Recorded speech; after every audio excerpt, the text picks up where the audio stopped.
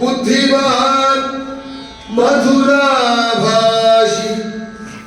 पूर्वभाषी प्रियवदगा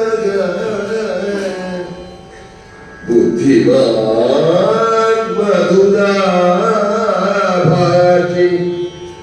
पूर्वभाषी प्रियवदा अनसूयो चित्तक्रोधो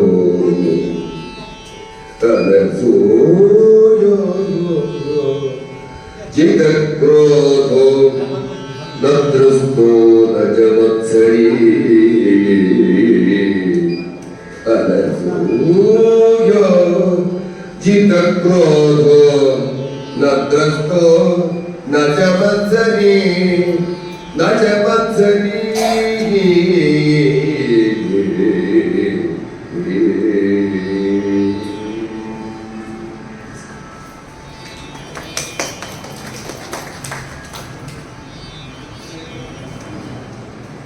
ಪ್ರಾರ್ಥನೆಯ ಮೂಲಕ ಕಾರ್ಯಕ್ರಮಕ್ಕೆ ಚಾಲನೆಯನ್ನು ನೀಡಿದ್ದಾರೆ ಅಂತ ನಾವು ಹೇಳ್ತೀವಿ.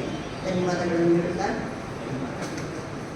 ಇಂದಿನ ಕಾರ್ಯಕ್ರಮದ ವೇದಿಕೆಯಲ್ಲಿ ಉಪಸ್ಥಿತಿರುವಂತೆಲ್ಲ ನಮ್ಮ ಅತಿಥಿಗಳನ್ನು ಸದಾನಂದ ನಾರಾವಿ ಕಾಂತವರ ಕಾರ್ಯದರ್ಶಿಗಳು ಇವರು ಆತ್ಮೀಯವಾಗಿ ಸ್ವಾಗತಿಸ್ತಾ ಇದ್ದಾರೆ.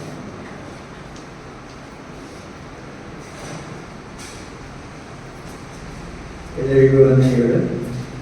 ಕಾಂತಾವರ ಕನ್ನಡ ಸಂಘ ಅಲ್ಲಮಪ್ರಭು ಪೀಠ ಕಾಂತಾವರ ಹಾಗೂ ಅಖಿಲ ಭಾರತೀಯ ಸಾಹಿತ್ಯ ಪರಿಷತ್ ಕಾರ್ಕಳ ತಾಲೂಕು ಘಟಕ ಇವುಗಳ ಸಂಯುಕ್ತ ಆಶ್ರಯದಲ್ಲಿ ನಾವು ಕಳೆದ 43 ತಿಂಗಳಿಂದ ಇಲ್ಲಿ ಕಾರ್ಯಕ್ರಮಗಳನ್ನು ನಡೆಸಿಕೊಂಡು ಬರ್ತಾ ಇದ್ದೇವೆ.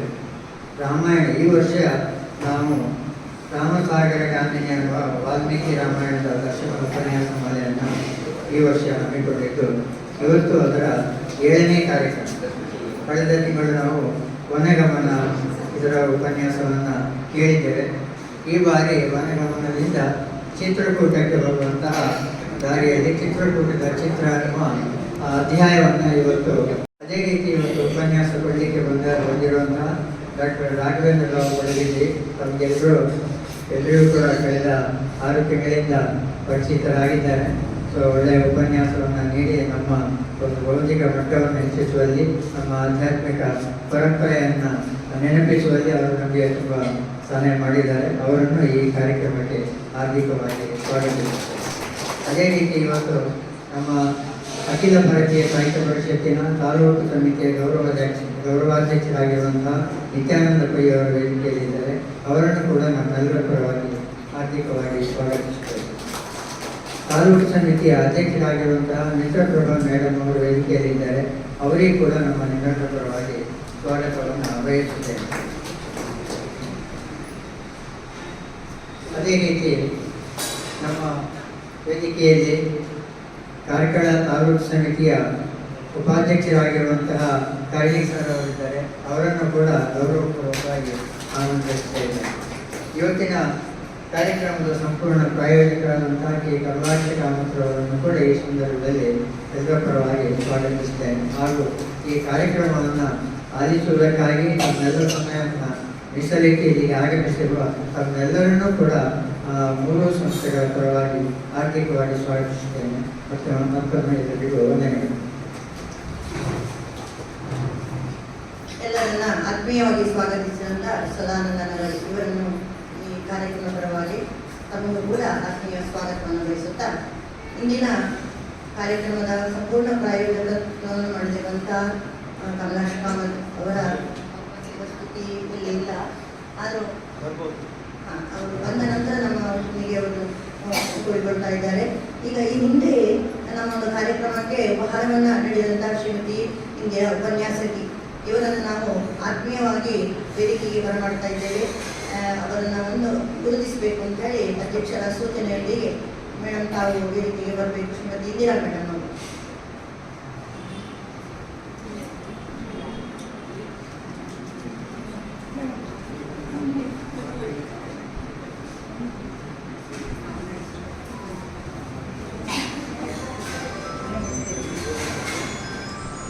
ರಾಜ್ಯ ಸಂಘದ ಅಧ್ಯಕ್ಷರು ಇದನ್ನು ಅವರಿಗೆ ಹೇಳಬೇಕು ಅಂತ ನಾನು ನೆನೆಸ್ಕೊಳ್ತಾ ಇದ್ದೀನಿ.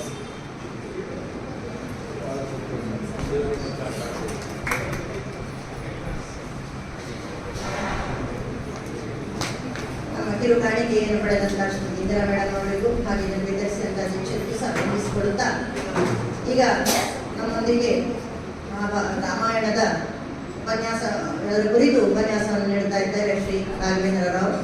ಅವರ ಒಂದು ಉಪನ್ಯಾಸಕ್ಕಾಗಿ ನಮಗೆ ವೇದಿಕೆ ಸರ್ ಬನ್ನಿ.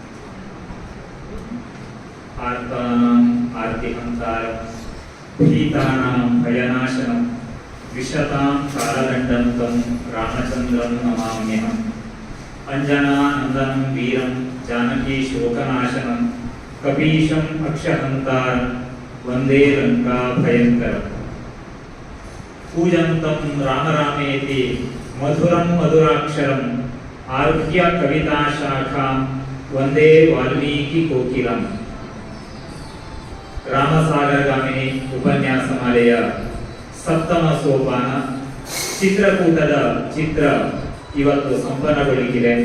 ಈ ಕಾರ್ಯಕ್ರಮದ ವೇದಿಕೆಯಲ್ಲಿರುವ ಗಣ್ಯರೇ, ವೇದಿಕೆಯ ಮುಂಭಾಗದಲ್ಲಿರುವ ಎಲ್ಲ ಸಹೃದಯ ಬಂಧುಗಳಿಗೆ ಮೊದಲಾಗಿ ವಂದಿಸಿ, ಇವತ್ತಿನ ಅಯೋಧ್ಯೆಯಿಂದ ಚಿತ್ರಕೂಟದವರೆಗಿನ ರಾಮನ ಪ್ರಯಾಣದ ಕೆಲವು ಘಟನೆಗಳನ್ನು ನಮ್ಮ ಕಣ್ಣಿನ ಎದುರಿನಲ್ಲಿ ತರುವ ಪ್ರಯತ್ನವೇ ಚಿತ್ರಕೂಟದ ಚಿತ್ರ.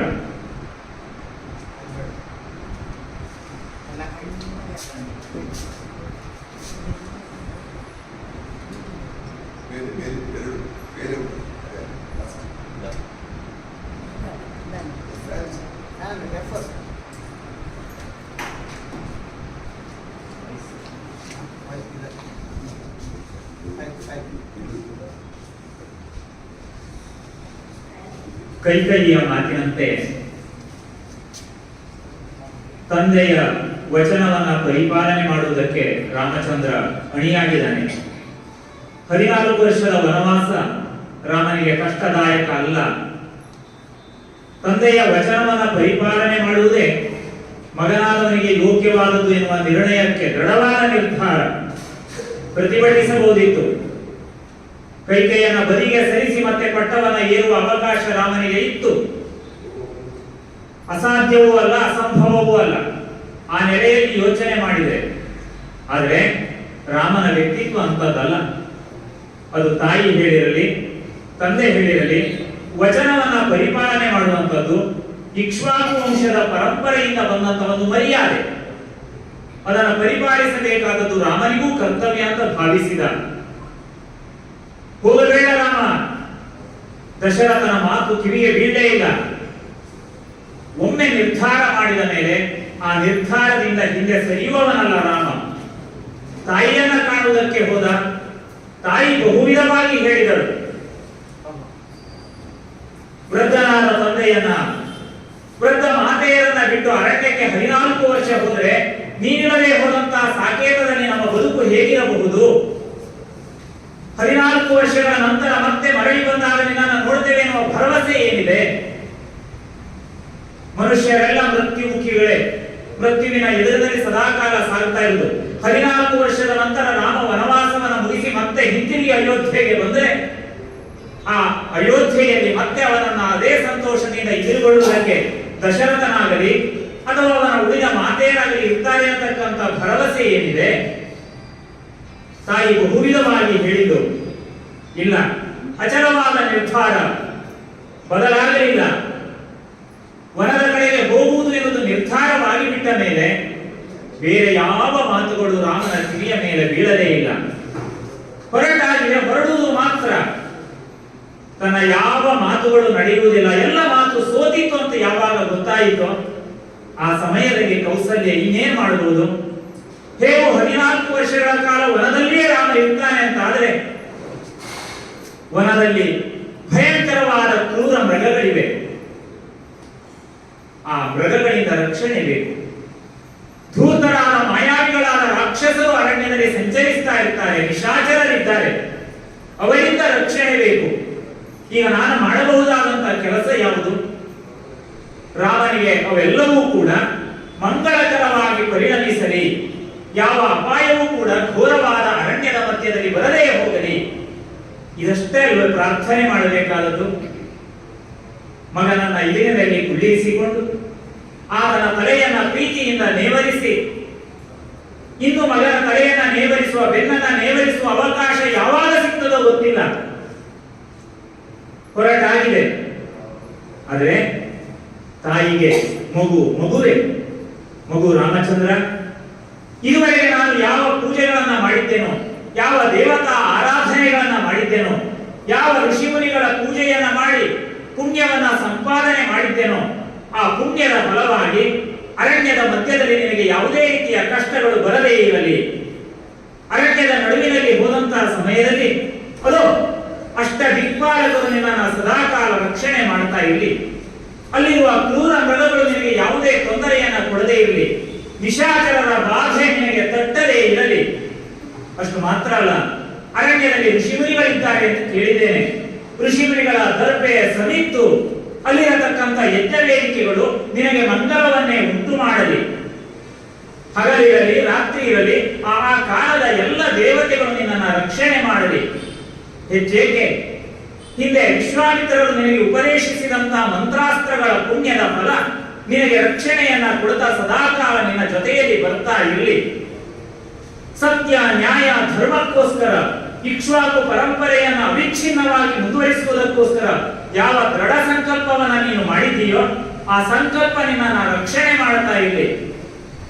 ಹೀಗೆ ಯಾವುದೆಲ್ಲವೂ ಮಂಗಲಕರವಾದಂತಹ ಅಂಶಗಳನ್ನ ತನ್ನ ಮಗನಿಗೆ ಹೇಳಲು ಸಾಧ್ಯವೋ ಅದೆಲ್ಲ ಅಂಶಗಳನ್ನ ಹೇಳಿ ಮಗನ ತಲೆಯನ್ನ ನೇವರಿಸಿ, ಮಗು ಈ ಸಂದರ್ಭದಲ್ಲಿ ನಾನು ಬಯಸ್ತಾ ಇದ್ದೇನೆ ಏನನ್ನ ಅಂತ ಕೇಳಿದ್ರೆ, ಹಿಂದೆ ದುಷ್ಟನಾದಂತಹ ವೃತ್ರಾಸುರನನ್ನ ಸಂಹಾರ ಮಾಡುವ ಕಾಲದಲ್ಲಿ ಆ ಸಮಯದಲ್ಲಿ ಆತನ ತಾಯಿ ಇಂದ್ರನಿಗೆ ಯಾವ ಅನುಗ್ರಹ ಪೂರ್ವಕವಾದ ಮಂತ್ರಾಕ್ಷತೆಯನ್ನು ನೀಡಿದಳೋ ಅಂತಹ ಮಂತ್ರದ ಬಲ ಸದಾಕಾಲ ನಿನ್ನ ಮೇಲೆ ಇರಲಿ. ಒಟ್ಟಿನಲ್ಲಿ ಎಲ್ಲ ದಿಕ್ಕುಗಳು, ಪ್ರಕೃತಿ, ಅಲ್ಲಿರತಕ್ಕಂಥ ಪುಣ್ಯದ ಅಂಶಗಳು ಇವೆಲ್ಲ ನಿನ್ನನ್ನು ರಕ್ಷಣೆ ಮಾಡಿ ಅಂತ ಹೇಳಿ ಸುದೀರ್ಘವಾಗಿ ಮಂಗಲಕರವಾದಂತಹ ಮಂಗಲದ ವಚನಗಳನ್ನ ಹೇಳಿ ಮನಸ್ಸಿಲ್ಲದ ಮನಸ್ಸಿನಿಂದ ರಾಮನನ್ನ ಬೀಳ್ಕೊಡುವುದಕ್ಕೆ ಅಣಿಯಾದರೆ, ಬೀಳ್ಕೊಟ್ಟಳು ಎನ್ನುವುದಕ್ಕಿಂತಲೂ ಅವಳಿಂದ ಬೀಳ್ಕೊಟ್ಟು ರಾಮ ಹೋದ ಎನ್ನುವುದೇ ಯುಕ್ತವಾದದ್ದು. ತಾಯಿ ಹೋಗಲು ಬಿಡುವವಳಲ್ಲ, ತಂದೆ ಹೋಗಲು ಬಿಡುವವನಲ್ಲ. ಆದರೆ ವಿಳಂಬ ಮಾಡಬಾರದು. ಮಾಡಿದ ನಿರ್ಧಾರ ಬದಲಾಗಬಹುದು, ಸ್ವಲ್ಪ ವ್ಯತ್ಯಾಸವಾದರೂ ಕೂಡ ಮನಸ್ಸು ಚಂಚಲವಾದದ್ದು. ಬೇಡ ಅಯೋಧ್ಯೆಯಲ್ಲಿ ಕುಳಿತುಕೊಳ್ಳುವ ಎನ್ನುವ ಮನಸ್ಸು ಬಂದುಬಿಟ್ರೆ ಆಗಬಾರದು. ತಾಯಿಯ ಮಮತೆಯಾಗಲಿ, ತಂದೆಯ ಪ್ರೀತಿಯಾಗಲಿ, ಅಥವಾ ಬಂಧು ಜನರ ಬಾಂಧವ್ಯವಾಗಲಿ ನನ್ನನ್ನು ಮತ್ತೆ ಸಾಕೇತದಲ್ಲಿ ಕಟ್ಟಿ ಹಾಕಬಾರದು. ಎಲ್ಲ ಬಂಧನವನ್ನ ಬಿಡಿಸಿಕೊಂಡು ನಾನು ವನಕ್ಕೆ ಹೋಗಲೇಬೇಕು. ಇನ್ನೊಬ್ಬಳಿದ್ದಾಳಲ್ಲ ಹೇಳಬೇಕಾದವಳು, ನನ್ನನ್ನೇ ನಂಬಿ ಮಿಥಿಲೆಯಿಂದ ಇಲ್ಲಿಗೆ ಬಂದವಳು, ಅಯೋಧ್ಯೆಯ ರಾಜಕುಮಾರನ ನೆರವಿನಲ್ಲಿ ಚೆನ್ನಾಗಿ ನಾನು ಬದುಕ್ತೇನೆ ಅಂತ ಭರವಸೆಯನ್ನು ನಂಬಿ ಆ ಭರವಸೆಯಿಂದಲೇ ಇಲ್ಲಿಗೆ ಬಂದವಳಲ್ಲವೇ ವೈದೇಹಿ. ವಿದೇಹದ ರಾಜನ ಮಗಳು ಬಂದಿದ್ದಾಳೆ, ರಾಮನ ನೆರವಿನಲ್ಲಿ ಅವಳು ಚೆನ್ನಾಗಿರ್ತಾಳೆ ಅಂತ ಭರವಸೆಯಿಂದಲೇ ಜನಕ ಅವಳನ್ನ ಇಲ್ಲಿಗೆ ಕಳುಹಿಸಿ ಕೊಟ್ಟಿದ್ದಾನೆ. ಪ್ರಿಯ ಮಡದಿಗೆ ಒಂದು ಮಾತು ಹೇಳಬೇಕಲ್ಲ. ನೇರವಾಗಿ ರಾಮಚಂದ್ರ ಆ ಸೀತೆಯ ಅಂತಃಪುರವನ್ನ ಪ್ರವೇಶ ಮಾಡ್ತಾನೆ. ಸೀತೆಗೇನು ಗೊತ್ತು? ಅದು ಪುಷ್ಯ ನಕ್ಷತ್ರದಲ್ಲಿ ರಾಮಚಂದ್ರನಿಗೆ ಮಂಗಲಕರವಾದಂತಹ ಪಟ್ಟಾಭಿಷೇಕ ನಡೆಯುತ್ತದೆ ಎನ್ನುವ ಭರವಸೆಯಲ್ಲೇ ಇದ್ದು ಆಕೆ ಕೂಡ ಪ್ರಾರ್ಥನಾ ಮಂದಿರದಲ್ಲಿ ರಾಮನ ಒಳಿತಿಗೋಸ್ಕರ ಪೂಜೆಯನ್ನ ಮಾಡ್ತಾ ಇದ್ರೆ ಹೀಗೊಂದು ಆಗಿದೆ ಇಲ್ಲಿ ಗೊತ್ತಿದೆ. ಅದು ಎದುರಿನಲ್ಲಿ ರಮಣ ಬರ್ತಾ ಇದ್ರೆ ರಾಮನನ್ನ ಬಹಳ ಸಂಭ್ರಮದಿಂದ ಎದುರುಗೊಳ್ಳುತ್ತಾಳೆ. ಆದರೆ ಎದುರುಗೊಳ್ಳುವ ಕಾಲದಲ್ಲಿ ಅವಳಿಗೆ ಆಶ್ಚರ್ಯವಾಗುತ್ತದೆ. ಪಟ್ಟಾಭಿಷೇಕದ ಸುಮುಹೂರ್ತದಲ್ಲಿ ಶ್ರೇಷ್ಠವಾದಂತಹ ಆಭರಣಗಳನ್ನು ಧರಿಸಿ ಉತ್ತಮವಾದ ವಸ್ತ್ರಗಳನ್ನು ಧರಿಸಿದಂತಹ ರಾಮಚಂದ್ರ ಬರ್ತಾನೆ ಅಂತ ಅಂದುಕೊಂಡ್ರೆ ಇಲ್ಲ, ಸಾಮಾನ್ಯ ಉಡುಗೆಯಲ್ಲಿ ರಾಮಚಂದ್ರ ಬರ್ತಾ ಇದ್ದಾನೆ. ಪಟ್ಟಾಭಿಷೇಕಕ್ಕೆ ಯೋಗ್ಯವಾದ ಉಡುಪು ಇದಲ್ಲ. ಆದರೂ ತಾನಾಗಿ ಪ್ರಶ್ನೆ ಮಾಡಲಿಲ್ಲ. ಆಕೆಯ ದೃಷ್ಟಿಯನ್ನ ಗಮನಿಸಿದಂತ ರಾಮಚಂದ್ರ ಹೇಳ್ತಾನೆ, ಸೀತೆ, ಪಟ್ಟಾಭಿಷೇಕದ ಮುಹೂರ್ತ ನಿಂತಿದೆ. ಅಯೋಧ್ಯೆಯನ್ನ ಆಳುವ ಆ ಪಟ್ಟದ ಮೇಲೆ ಕುಳಿತುಕೊಳ್ಳುವ ಸಂಕಲ್ಪದಿಂದ ದೂರ ಸರಿದಿದ್ದೇನೆ. ತಾಯಿ ಕೇಳಿದ ವರದಂತೆ ತಂದೆಯ ಮಾತನ್ನ ನಡೆಸುವುದಕ್ಕೋಸ್ಕರ ಅರಣ್ಯಕ್ಕೆ ಹೋಗುವುದೆಂದು ನಿರ್ಧಾರ ಮಾಡಿದ್ದೇನೆ. ತಡ ಮಾಡುವುದಲ್ಲ. ಆದರೆ ನೀನು ಅಯೋಧ್ಯೆಯಲ್ಲಿ ಇರುವವಳು, ಮುಂದಿನ ದಿನಗಳಲ್ಲಿ ಬದುಕಬೇಕಾದಂತಹ ರೀತಿಯ ಕಿವಿಮಾತುಗಳನ್ನ ಹೇಳುವುದಕ್ಕೋಸ್ಕರ ಇಲ್ಲಿಯವರೆಗೆ ಪಾದವನ್ನ ಬೆಳೆಸಿದೆ ಅಂತ ರಾಮಚಂದ್ರ ಹೇಳ್ತಾನೆ. ನೋಡು, ಕೆಲವೇ ದಿನಗಳಲ್ಲಿ ಅದು ಕೈಕೇಯ ದೇಶದಿಂದ ಹಿಂದಿರುಗಿ ಬಂದಂತಹ ಭರತ ಅಯೋಧ್ಯೆಯ ಸಿಂಹಾಸನವನ್ನ ಏರ್ತಾನೆ. ಆ ಸಮಯದಲ್ಲಿ ಸಿಂಹಾಸನಕ್ಕೆ ಯಾವುದೇ ರೀತಿಯ ಅಪಾಯ ಬರದಂತೆ ಅಥವಾ ಅಪಚಾರವಾಗದಂತೆ ಭರತನಿಗೆ ವಿನಯಶೀಲರಾಗಿ ನೀನು ಬದುಕಬೇಕು. ಪಟ್ಟವೇರಿದ ಮೇಲೆ ಅದು ಅಯೋಧ್ಯೆಯ ಸಿಂಹಾಸನ, ನನ್ನ ಗಂಡ ಏರಬೇಕಾದ ಸಿಂಹಾಸನ ಅಂತ ಹೇಳಿ ಯಾವತ್ತೂ ನೀನು ಅಪಚಾರದ ಮಾತುಗಳನ್ನ ಆಡಬಾರದು. ವೃದ್ಧರಾದಂತಹ ತಂದೆ ಅದು ವೃದ್ಧಾಪ್ಯದಲ್ಲಿ ದಿನಗಳನ್ನ ಕಳೀತಾ ಇದ್ರೆ ಸೊಸೆಯಾಗಿ ನಿನಗೆ ಕರ್ತವ್ಯ ಇದೆ. ಅವರನ್ನು ಉಪಚರಿಸಬೇಕು. ಮಾತೆಯರು ನಿನಗೆ ಪ್ರೀತಿಯನ್ನ ತೋರಿಸ್ತಾರೆ. ಆದರೆ ಅವರ ಸೇವೆಯಲ್ಲಿ ಬದುಕಿನ ಸುಖವನ್ನು ನೀನು ಕಾಣಬೇಕು. ಅಯೋಧ್ಯೆಯ ಮರ್ಯಾದೆಗೆ ವ್ಯತಿರಿಕ್ತವಾಗಿ ಯಾವ ಸಂದರ್ಭದಲ್ಲಿ ನೀನು ವರ್ತಿಸಬಾರದು. ಹೀಗೆ ಹಲವು ಕಿವಿ ಮಾತುಗಳನ್ನ ಸೀತೆಗೆ ಹೇಳ್ತಾ ಇದ್ರೆ ರಾಮ ಇಷ್ಟೆಲ್ಲ ಮಾತುಗಳನ್ನ ಯಾಕೆ ಹೇಳ್ತಾನೆ ಅಂತ ಅವರಿಗೆ ಅನಿಸ್ತದೆ. ಅಯೋಧ್ಯೆಯನ್ನ ಬಿಟ್ಟು ವನಕ್ಕೆ ಹೋಗುವಲ್ಲಿ ಸೀತೆಗೆ ಆಕ್ಷೇಪ ಇಲ್ಲ. ಆದರೆ ನಾನು ಅಯೋಧ್ಯೆಯಲ್ಲೇ ಇರ್ತೇನೆ ಅಂತ ಹೇಳಿ ರಾಮ ಹೇಗೆ ಭಾವಿಸಿದ? ರಾಮನಿಲ್ಲದೆ ಹೋದಂತ ಅಯೋಧ್ಯೆಯಲ್ಲಿ, ರಾಮನಿಲ್ಲದೆ ಹೋದಂತ ಪ್ರದೇಶದಲ್ಲಿ ಸೀತೆ ಇರಬಲ್ಲಡೆ? ಅರಣ್ಯಕ್ಕೆ ಹೋಗುವುದು ತಪ್ಪೋ ಸರಿಯೋ? ಈ ಧಾರ್ಮಿಕವಾದ ಜಿಜ್ಞಾಸೆಯಾಗಲಿ ರಾಜಕೀಯವಾದ ಚಿಂತನೆಯಾಗಲಿ ಸೀತೆಗೆ ಬೇಡದ ವಿಷಯ. ಅದನ್ನು ಪ್ರಶ್ನಿಸಲಿಲ್ಲ. ರಾಜ ಮರ್ಯಾದೆಯ ಒಳಗಡೆಯಲ್ಲಿ ನಡೆಯುವಂತ ಯಾವುದೇ ಪ್ರಶ್ನೆಗಳನ್ನ ಮತ್ತೆ ಸೊಸೆಯಾಗಿ ಒಂದು ಪ್ರಶ್ನಿಸುವವಳಲ್ಲ ಅವಳು. ಅಷ್ಟು ಜ್ಞಾನ ತಿಳಿವಳಿಕೆ ಅವಳಿಗಿದೆ. ಆದರೆ ರಾಮನಿಲ್ಲದೆ ಹೋದ ಅಯೋಧ್ಯೆಯಲ್ಲಿ ಸೀತೆ ಇಲ್ಲೇ ಇರ್ತಾಳೆ ಅಂತ ರಾಮ ಹೇಗೆ ಭಾವಿಸಿದ?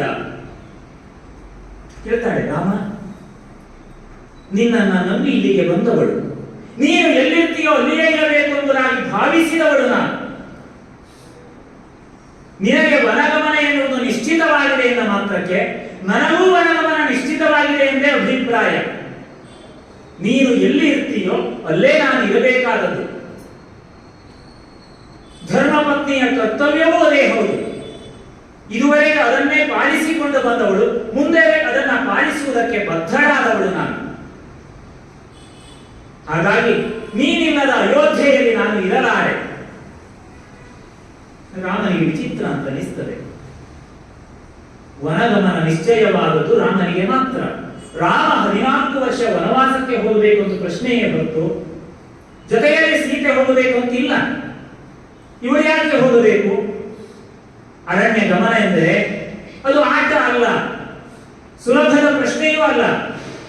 ಅರಮನೆಯ ಸುಖದ ಸುಪ್ಪತ್ತಿಗೆ ಬೆಳೆದಂತಹ ಸೀತೆ ಕಾಡಿನ ನಡುವಿನಲ್ಲಿ ಬೆಟ್ಟ ಗುಡ್ಡಗಳನ್ನು ಹಂತ ಮುಳ್ಳು ಕಂಟಿಗಳಲ್ಲಿ ನಡೆದು ಕಲ್ಲನ್ನು ಚುಚ್ಚಿಸಿಕೊಳ್ಳುತ್ತಾ ಬದುಕಲಿಕ್ಕೆ ಸಾಧ್ಯವೇ?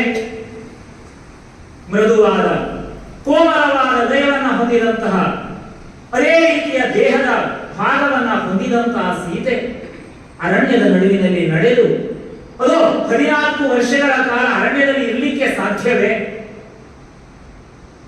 ಅರಣ್ಯದ ಘೋರವಾದಂತಹ ಸ್ಥಿತಿಯನ್ನೆಲ್ಲ ರಾಮಚಂದ್ರ ಹೇಳ್ತಾ ಇದ್ರೆ ಯಾವುದನ್ನು ಕಿವಿಗೆ ಕೇಳಿಸಿಕೊಳ್ಳಿಲ್ಲ. ರಾಮ, ನಿನ್ನ ಜೊತೆಯಲ್ಲಿ ಇರ್ತೇನೆ ಅಂತ ಆದ್ರೆ ಕಾಡಿನಲ್ಲಿ ಅಯೋಧ್ಯೆಯನ್ನು ನಾನು ಕಾಣ್ತೇನೆ. ಕಾಡು ಬೇರೆ ಅಲ್ಲ, ಅಯೋಧ್ಯೆ ಬೇರೆ ಅಲ್ಲ. ರಾಮನಿರುವ ಪ್ರದೇಶವೇ ಅಯೋಧ್ಯೆ. ಅಯೋಧ್ಯೆಯ ಸಿಂಹಾಸನ ಬೇಕು ಎಂದು ಬಯಸಿ ಬಂದವಳಲ್ಲ ನಾನು, ರಾಮನನ್ನ ಬಯಸಿ ಬಂದವಳು ನಾನು. ರಾಮನೆಲ್ಲಿರ್ತಾನೋ ಅಲ್ಲಿಯೇ ಇರ್ತೇನೆ. ಇದಕ್ಕೊಂದು ಕಾರಣ ಕೂಡ ಇದೆ. ನನಗೆ ನನ್ನ ಬಯಕೆ ಪೂರ್ಣವಾಗ್ತಾ ಇದೆ ಅಂತ ಅನ್ನಿಸ್ತಾ ಇದೆ ಅಂತ ಹೇಳ್ತಾಳೆ ಸೀತೆ. ಹಿಂದೆ ಜನಕನ ಆಸ್ಥಾನದಲ್ಲಿ ನಾನು ತಂದೆಯ ತೊಡೆಯ ಮೇಲೆ ಕುಳಿತಿದ್ದೆ. ಬಾಲ್ಯಕಾಲದ ಘಟನೆ ನನಗೆ ನೆನಪು ಬರುತ್ತದೆ. ಆ ಸಮಯದಲ್ಲಿ ಶ್ರೇಷ್ಠರಾದಂತಹ ಋಷಿಗಳೊಬ್ಬರು ಜನಕನ ಆಸ್ಥಾನಕ್ಕೆ ಬಂದಿದ್ದರು. ಹಾಗೆ ಆಸ್ಥಾನಕ್ಕೆ ಬಂದವರು ಅಲ್ಲಿ ತಂದೆಯ ತೊಡೆಯ ಮೇಲೆ ಕುಳಿತಂತಹ ನನ್ನನ್ನ ಅವರು ನೋಡಿದ್ರು, ದಿಟ್ಟಿಸಿ ನೋಡಿದ್ರು. ಆ ಸಮಯದಲ್ಲಿ ತಂದೆಯ ಹತ್ತಿರ ಅವರು ಹೇಳಿದಂತಹ ಮಾತು ನನಗೆ ನೆನಪಾಗುತ್ತದೆ. ಜನಕನನ್ನು ಉದ್ದೇಶಿಸಿ ಅವರು ಹೇಳಿದ್ದಾರೆ ಆವತ್ತು, ಮಹಾರಾಜ, ನಿನ್ನ ಮಗಳು ಮುಂದೆ ವನವಾಸವನ್ನು ಅನುಭವಿಸಲಿಕ್ಕಿದ್ದಾಳೆ. ಮುಖದರ್ಶನದಿಂದಲೇ ನನಗೆ ಇದು ಜ್ಞಾತವಾಗುತ್ತಾ ಇದೆ. ಆ ಮಾತನ್ನ ಕೇಳಿದಾಗ ತಂದೆಗೆ ಏನನ್ನಿಸಿತೋ ಗೊತ್ತಿಲ್ಲ. ಆದರೆ ಮಾತ್ರ ನಾನು ಅರಣ್ಯದ ವೈಭವವನ್ನು ನೆನೆಸಿಕೊಂಡು ಅದು ನದಿ ಕೊಳಗಳ ದಂಡೆಯ ಮೇಲೆ ಸಂಚರಿಸುವಂತಹ ಭಾಗ್ಯ, ಬೆಟ್ಟ ಗುಡ್ಡಗಳನ್ನು ಹತ್ತುವಂತಹ ಭಾಗ್ಯವನ್ನು ನೆನೆಸಿಕೊಂಡು ಆವತ್ತೇ ನಾನು ಪುಲಕಗೊಂಡಿದ್ದೆ. ಇವತ್ತು ಅದು ಸಾಧ್ಯವಾಗುತ್ತದೆ ಅಂತ ಆದ್ರೆ ಋಷಿಗಳ ಮಾತು ಸತ್ಯವಾಕ್ಯವಾಗುತ್ತಾ ಇದೆ. ಅಷ್ಟು ಮಾತ್ರ ಅಲ್ಲ, ಎರಡನೇ ಘಟನೆಯು ಹಾಗೆ ಸಂಭವಿಸಿತು. ಒಮ್ಮೆ ತಾಯಿಯ ಜೊತೆಯಲ್ಲಿ ಕುಳಿತಾಗ ಯಾವಳೋ ಒಬ್ಬಳು ತಾಪಸಿ ದಾರಿಯಲ್ಲಿ ಹೋಗುವಳು ತಾಯಿಯ ಹತ್ತಿರ ಮಾತಾಡ್ತಾ ಕುಳಿತಳು.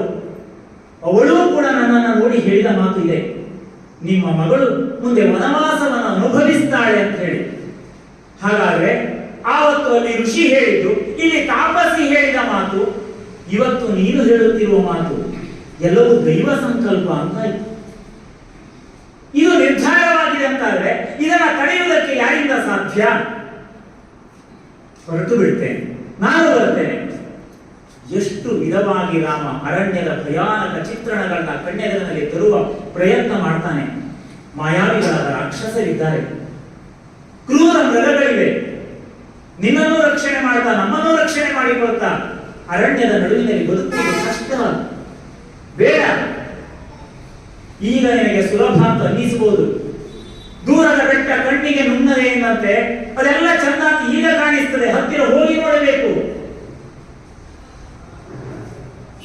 ಕೇಳಿಸಿಕೊಳ್ಳಲಿಲ್ಲ. ರಾಮ, ನಿನ್ನ ಜೊತೆಯಲ್ಲಿ ಬರ್ತೇನೆ, ಒಂದೇ ಹಠ. ಸಂಕಲ್ಪವೇ ಹೀಗಿದ್ದರೆ ತಡೆಯುವುದು ಯಾರು? ನೋಡು, ನನ್ನಿಂದಂತೂ ಇವಳ ಮನಸ್ಸನ್ನು ಬದಲಾಯಿಸಲು ಸಾಧ್ಯವಿಲ್ಲ. ಲಕ್ಷ್ಮಣ, ನೀನಾದರೂ ಹೇಳು, ನಿನ್ನ ಜೊತೆಯಲ್ಲಿ ಇಲ್ಲಿಯೇ ಇರುವುದಕ್ಕೆ ಹೇಳು ಅಂತ ಲಕ್ಷ್ಮಣನ ಕಡೆಗೆ ತಿರುಗಿ ಹೇಳಿದ್ರೆ, ಅಣ್ಣ ನೀವಿಬ್ಬರೇ ಹೋಗುವುದಲ್ಲ, ನನಗೆ ಹೇಳುವುದೇನು, ನಾನೂ ನಿನ್ನ ಜೊತೆಯಲ್ಲಿ ಬರ್ತಾ ಇದ್ದೇನೆ. ರಾಮನಿಗೆ ಆಶ್ಚರ್ಯ, ಇದೇನು ಎಲ್ಲರೂ ಬರುವವರನ್ನು ಕರೆದುಕೊಂಡು ಹೋದ್ರೆ ಅದೇ ಅಯೋಧ್ಯೆ ಆಗಿಬಿಡುತ್ತದೆ, ಇದು ಬರಿದಾಗ್ತದೆ, ಇದು ಕಾಡು. ಮುಂದೆ ಆಗುವ ಘಟನೆಯೂ ಹಾಗೆ. ಲಕ್ಷ್ಮಣ, ಇದೆಂತ ಹುಚ್ಚು ಮಾತು. ವೃದ್ಧರಾದ ತಂದೆಯನ್ನು ನೋಡಿಕೊಳ್ಳುವುದಾರು? ಅದು ಭರತ ಶತ್ರುಘ್ನರು ಈಗಾಗಲೇ ರಾಜಗೃಹವನ್ನ ಸೇರಿದ್ದಾರೆ, ಕೈಕೇಯ ದೇಶದ ರಾಜಧಾನಿ. ತಂದೆಯವರು ಈಗಾಗಲೇ ದುಃಖದಿಂದ ಮೂರ್ಛಿತರಾಗಿ ಪುನಃ ಬೀಳುತ್ತಾ ಇದ್ದಾರೆ. ಈ ಸಮಯದಲ್ಲಿ ರಾಮ ತ್ಯಜಿಸಿದ, ಸೀತೆ ದೂರಕ್ಕೆ ಹೋದಳು, ಲಕ್ಷ್ಮಣನು ಹೋದ ಎಂದರೆ ಅವರ ಹೃದಯವೇ ಒಡೆದು ಹೋಯಿತು. ಬೇಡ ಮಗು ಲಕ್ಷ್ಮಣ, ನನಗೆ ಮಾತ್ರ ವಿಧಿಸಲ್ಪಟ್ಟಂತ ಈ ಕರ್ಮವನ್ನು ನಾನೇ ಪೂರ್ಣಗೊಳಿಸ್ತೇನೆ. ನನಗೋಸ್ಕರ ನೀವು ಕಷ್ಟಪಡುವುದು ಬೇಡ. ಕೇಳಲಾದ ಲಕ್ಷ್ಮಣ, ಅಣ್ಣ, ಇದುವರೆಗೆ ನೆರಳಿನಂತೆ ನಿನ್ನನ್ನು ಅನುಸರಿಸಿ ಬಂದವನು. ಆವತ್ತು ವಿಶ್ವಾಮಿತ್ರರು ಅರಣ್ಯಕ್ಕೆ ತಾಟಕ ಸಂಹಾರಕ್ಕೆ ಕರೆದ ಸಂದರ್ಭದಲ್ಲಿಯೂ ಕೂಡ ನಿನ್ನನ್ನು ನೆರಳಿನಂತೆ ಅನುಸರಿಸಿ ಬಂದವನು ನಾನು. ಈಗ ನೀನು ಬೇಡ ಅಂತ ಹೇಳ್ತೀಯ. ಅರಣ್ಯದ ವಾಸ ನನಗೇನು ಹೊಸದಲ್ಲ, ನಿನ್ನ ಜೊತೆಯಲ್ಲಿ ಆವತ್ತು ಅರಣ್ಯದಲ್ಲಿ ಸಂಚರಿಸಿದ್ದೇನೆ. ಅರಣ್ಯದ ಬದುಕಿನ ಅನುಭವ ನನಗಿದೆ. ಇಂದು ಕೂಡ ವಿಶ್ವಾಮಿತ್ರರ ಜೊತೆಯಲ್ಲಿ ಆವತ್ತು ಅರಣ್ಯದಲ್ಲಿ ಸಂಚರಿಸಿದಂತಹ ಘಟನೆಗಳನ್ನ ನೆನೆಸಿಕೊಂಡು ನಾನು ಪುಲಕಗೊಳ್ಳುತ್ತೇನೆ, ರೋಮಾಂಚನವಾಗುತ್ತದೆ ನನಗೆ. ನಿನ್ನ ಜೊತೆಯಲ್ಲಿ ಅರಣ್ಯದಲ್ಲಿ ಸಂಚರಿಸುವುದೇ ಭಾಗ್ಯ ಅಣ್ಣ. ಯಾರ ಮನಸ್ಸನ್ನು ಬದಲಾಯಿಸು? ಪ್ರತಿಯೊಬ್ಬರು ಅವರವರ ಚಿಂತನೆಯನ್ನೇ ಮಾಡ್ತಾ ಇದ್ದಾರೆ, ರಾಮನ ಮಾತನ್ನ ಕೇಳ್ತಾ ಇಲ್ಲ. ಸರಿ, ನಿಮ್ಮ ನಿರ್ಧಾರ ಹೀಗೆ ಅಂತ ಆದರೆ ಹಾಗೆ ಆಗಲಿ, ತಡ ಮಾಡುವುದಲ್ಲ. ಹಾಗಾದರೆ ನಾವು ಮಾಡಬೇಕಾದಂಥ ಬಹಳ ಮುಖ್ಯವಾದಂಥ ಕೆಲಸ ಇದೆ. ಇದುವರೆಗೆ ಅಯೋಧ್ಯೆಯಲ್ಲಿ ನಾವು ಅನುಭವಿಸ್ತಾ ಇದ್ದಂಥ ಯಾವ ಸುಖದ ಸುವಸ್ತುಗಳಿವೆಯೋ ಅದನ್ನೆಲ್ಲ ದಾನ ಮಾಡಬೇಕು. ಅವುಗಳ ಯಾವುದರ ಬಯಕೆಯು ನಮ್ಮ ಮನಸ್ಸಿನಲ್ಲಿ ಇರಬಾರದು. ಭೋಗದ ಆಕಾಂಕ್ಷೆಯನ್ನು ತೊರೆದು ಅದು ಅಯೋಧ್ಯೆಯನ್ನು ಬಿಟ್ಟು ತ್ಯಾಗಿಗಳಾಗಿ ಹೋಗಬೇಕು. ಹಾಗಾದರೆ ದಾನ ಮಾಡಬೇಕು. ಯಾರಿಗೆ? ಅದು ಶ್ರೇಷ್ಠರಾದ ಕುಲಗುರುಗಳಾದಂತಹ ವಸಿಷ್ಠರ ಶ್ರೇಷ್ಠ ಪುತ್ರನಾದಂತಹ ಸುಯಜ್ಞನಿದ್ದಾನೆ, ಕರೆದು ಬಾ ಅಂತ ಹೇಳ್ತಾರೆ ಲಕ್ಷ್ಮಣನಿಗೆ. ಲಕ್ಷ್ಮಣ ಸುಯಜ್ಞನನ್ನ ಕರೆದು ತರ್ತಾನೆ. ಇದುವರೆಗೆ ಅನುಭವಿಸ್ತಾ ಇದ್ದಂತಹ ಕನಕಮಯವಾಗಿರತಕ್ಕಂಥ ಎಲ್ಲ ಸುವಸ್ತುಗಳನ್ನ ಸುಯಜ್ಞನಿಗೆ ದಾನ ಕೊಟ್ಟು ಅವನ ಎದುರಿನಲ್ಲಿ ಮಂಗಳಕರವಾದಂತಹ ಆಶ್ವಾಸನೆಯ ಮಾತುಗಳನ್ನ ಕೇಳಿ ಅವನಿಂದ ಮಂಗಳ ಆಶೀರ್ವಾದವನ್ನು ಪಡಿತಾರೆ. ಇದುವರೆಗೆ ಬಳಸುತ್ತಿದ್ದ ವಜ್ರ ವೈಡೂರ್ಯ ಯಾವುದೆಲ್ಲ ಆಭರಣಗಳಿತ್ತೋ ಅದನ್ನೆಲ್ಲ ಸುಯಜ್ಞನಿಗೆ ದಾನವಾಗಿ ಕೊಡ್ತಾರೆ. ತೃಪ್ತಿಯಾಗಲಿಲ್ಲ. ಅಗಸ್ತ್ಯರು ಇನ್ನೂ ಅನೇಕ ಋಷಿಮುನಿಗಳನ್ನ ಕರೆತರಲಿಕ್ಕೆ ಹೇಳ್ತಾನೆ. ಅವರೆಲ್ಲ ಬರ್ತಾರೆ. ಅವರಿಂದ ಮಂತ್ರಘೋಷದ ಮೂಲಕ ಪರಿಶುದ್ಧನಾದವರಾಗಿ ರಾಮಚಂದ್ರ ಮತ್ತಷ್ಟು ದಾನ ಧರ್ಮಗಳನ್ನ ಮಾಡ್ತಾನೆ. ಬೊಕ್ಕಸದಿಂದ ತಂದು ತಂದು ಯಾವುದೆಲ್ಲ ಸಂಪತ್ತು ಯುವರಾಜನಿಗೆ ಸೇರಿತೋ ಆ ಎಲ್ಲ ಸಂಪತ್ತನ್ನು ಅಯೋಧ್ಯೆಯಲ್ಲಿ ಋಷಿಮುನಿಗಳಿಗೆ ದಾನ ಮಾಡ್ತಾನೆ. ತೃಪ್ತಿಯಾಗಲಿಲ್ಲ. ಬದುಕಿನ ಈ ಸುದೀರ್ಘವಾದಂತಹ ಕಾಲದಲ್ಲಿ ತನ್ನ ಜೊತೆಯಲ್ಲಿ ಬಂದಂತಹ ಮಿತ್ರನೊಬ್ಬನಿದ್ದಾನೆ. ಆ ಮಿತ್ರನನ್ನ ಕರೆದು ಸಾರಥಿಯಾಗಿದ್ದವನು ಅವನಿಗೆ ಯಾವ ಸುವಸ್ತುಗಳು ಬೇಕು ಅಂತ ಕೇಳಿ ಅವನ ಬದುಕಿನ ಬವಣೆಗಳನ್ನು ದೂರ ಮಾಡುವುದಕ್ಕೋಸ್ಕರ ಆ ಸುವಸ್ತುಗಳನ್ನ ಸಾರಥಿಗೆ ಕೊಡ್ತಾನೆ. ಅಯೋಧ್ಯೆಯಲ್ಲಿ ದಾನದ ಪರ್ವವೇ ನಡೀತಾ ಇದೆ. ಲಕ್ಷ್ಮಣ, ಸೀತೆ ಎಲ್ಲರೂ ಮುಕ್ತವಾಗಿ. ಇನ್ನು ಅಯೋಧ್ಯೆಯ ಗುಣ 14 ವರ್ಷಗಳ ಕಾಲ ನಮಗಿಲ್ಲ. ನಾವು ಅನುಭವಿಸುವರಲ್ಲ ಅಂತ ಆದಮೇಲೆ ಅದನ್ನು ತ್ಯಾಗ ಮಾಡಿ ಹೋಗ್ತೇವೆ ಅಂತ ಆದ್ರೆ ಇದರ ಯೋಚನೆ ಕೂಡ ನಮ್ಮ ಮನಸ್ಸಿನಲ್ಲಿ ಬರಬಾರದು. ಅಯೋಧ್ಯೆಗೆ ಸಂಪತ್ತನ್ನು ಬಿಟ್ಟು ಬಂದಿದ್ದೇವೆ, ಇರಬಾರದು. ಬಂಧನವನ್ನ ಕಳಚಿಯೇ ಹೋಗಬೇಕು. ಎಲ್ಲ ಸಂಪತ್ತುಗಳನ್ನು ದಾನ ಮಾಡ್ತಾ ಇದ್ದಾನೆ. ಈ ನಡುವೆ ವಿಚಿತ್ರವಾದ ಘಟನೆ ನಡೀತದೆ. ಗರ್ಗ ಗೋತ್ರಕ್ಕೆ ಸೇರಿದಂತಹ ತ್ರಿಜಟ ಎನ್ನುವ ಒಬ್ಬ ಬ್ರಾಹ್ಮಣ. ತ್ರಿಜಟ ಬ್ರಾಹ್ಮಣ ವಯಸ್ಸಾದ ಬ್ರಾಹ್ಮಣ. ವ್ರತ ಉಪವಾಸಗಳಿಂದ ದೇಹ ಜರ್ಜರಿತವಾಗಿದೆ, ಬಿಳುಚಾಗಿ ಹೋಗಿದೆ ಅಂತ ಹೇಳ್ತಾರೆ. ಬಿಳುಚಿ ಹೋಗಿದೆ ಮೈ. ಆ ರೀತಿಯಲ್ಲಿ ವ್ರತ ಉಪವಾಸಗಳಿಂದ, ಅನಿವಾರ್ಯವಾದ ವ್ರತ ಉಪವಾಸ. ತುತ್ತು ಅನ್ನಕ್ಕೆ ಗತಿ ಇಲ್ಲ ತ್ರಿಜಟನಿಗೆ. ಅಯೋಧ್ಯೆಯಲ್ಲೂ ಇಂಥ ಸ್ಥಿತಿ ಇತ್ತು. ಯೋಚನೆ ಮಾಡಿ. ಒಂದು ಕಡೆಯಲ್ಲಿ ಸಮೃದ್ಧವಾದ ರಾಜ್ಯ ಅಂತ ಹೇಳಿದ್ರೆ ತ್ರಿಜಟನ ಬದುಕು ಕರ್ಮದ ಫಲ. ತ್ರಿಜಟನ ಹೆಂಡತಿ ಸಣ್ಣ ವಯಸ್ಸಿನವರು, ಹಲವು ಮಕ್ಕಳು, ಮನೆಯ ತುಂಬ. ಉಂಚವೃತ್ತಿಯನ್ನ ಮಾಡ್ತಾನೆ.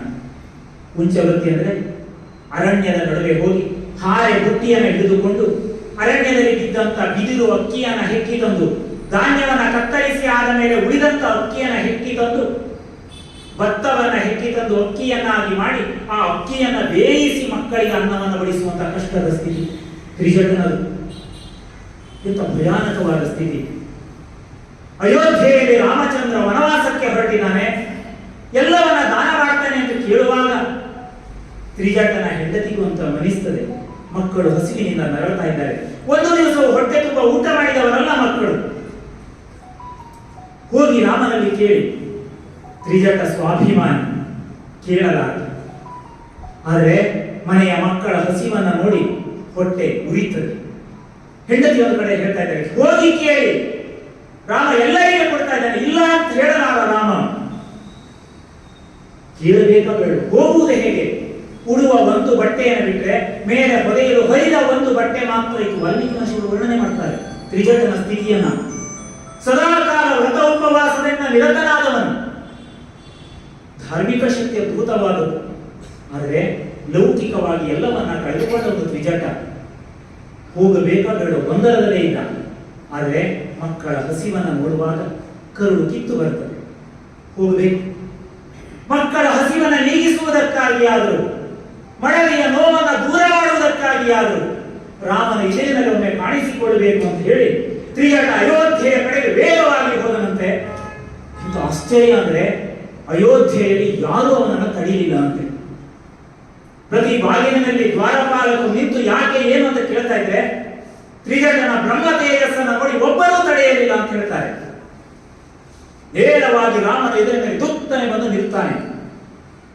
ರಾಮ ವನಗಮನಕ್ಕೆ ನಿರ್ಧಾರ ಮಾಡಿದ್ದೆ ಎನ್ನುವುದನ್ನು ತಿಳಿದು, ಎಲ್ಲವನ್ನ ದಾನ ಮಾಡ್ತಾ ಇದ್ದೆ ಎನ್ನುವುದನ್ನು ತಿಳಿದು, ದೇಹಿ ಅಂತ ಕೇಳಿ ಬಂದಿದ್ದೇನೆ, ಏನನ್ನಾದರೂ ಕೊಡು. ಮಕ್ಕಳು ಮನೆಯಲ್ಲಿ ಹಸಿವಿನಿಂದ ಇದ್ದಾರೆ, ಮಡಲಿ ನೋವಿನಿಂದ ಅರಚುತ್ತಾ ಇದ್ದಾಳೆ, ಏನಾದರೂ ಕೊಡು. ರಾಮನಕ್ಕೂ ಹೇಳ್ತಾನೆ, ಏನು ಕೊಡಬಲ್ಲೆ?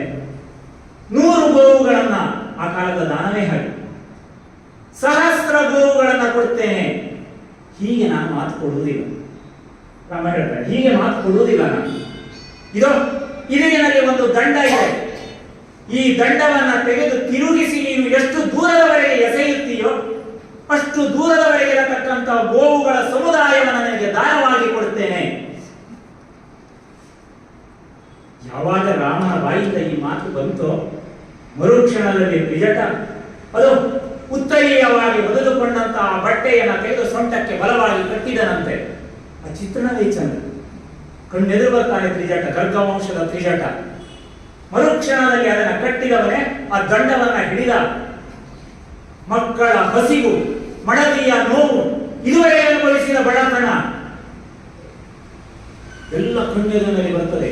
ಆ ದಂಡವನ್ನ ಗಿರಗಿರನೆ ತಿರುಗಿ ಬಿಸಾಡಿದ ವೇಗ ಎಷ್ಟು ಕೇಳಿದ್ರೆ ಯಾವ ಜಟ್ಟಿಯೂ ಅಷ್ಟು ದೂರ ಬಿಸಾಡಲಾರ. ಆ ಹಸಿವಿನ ನೋವು ಹೇಗಿರ್ತದೆ ಅಂದ್ರೆ ಸರಯೂ ನದಿಯ ದಕ್ಷಿಣ ತೀರವನ್ನು ಸೇರಿದಂತೆ. ಮರುಕ್ಷಣದಲ್ಲಿ ರಾಮಚಂದ್ರ ತ್ರಿಜಟನ ಎದುರಿಗೆ ವಂದಿಸಿ ಹೇಳ್ತಾನೆ, ವಿಡಂಬನೆಯ ಮಾತಲ್ಲ, ನಿನ್ನನ್ನು ಪರೀಕ್ಷಿಸುವುದಕ್ಕಾಗಿ ಮಾಡಿದ ಮಾತಲ್ಲ.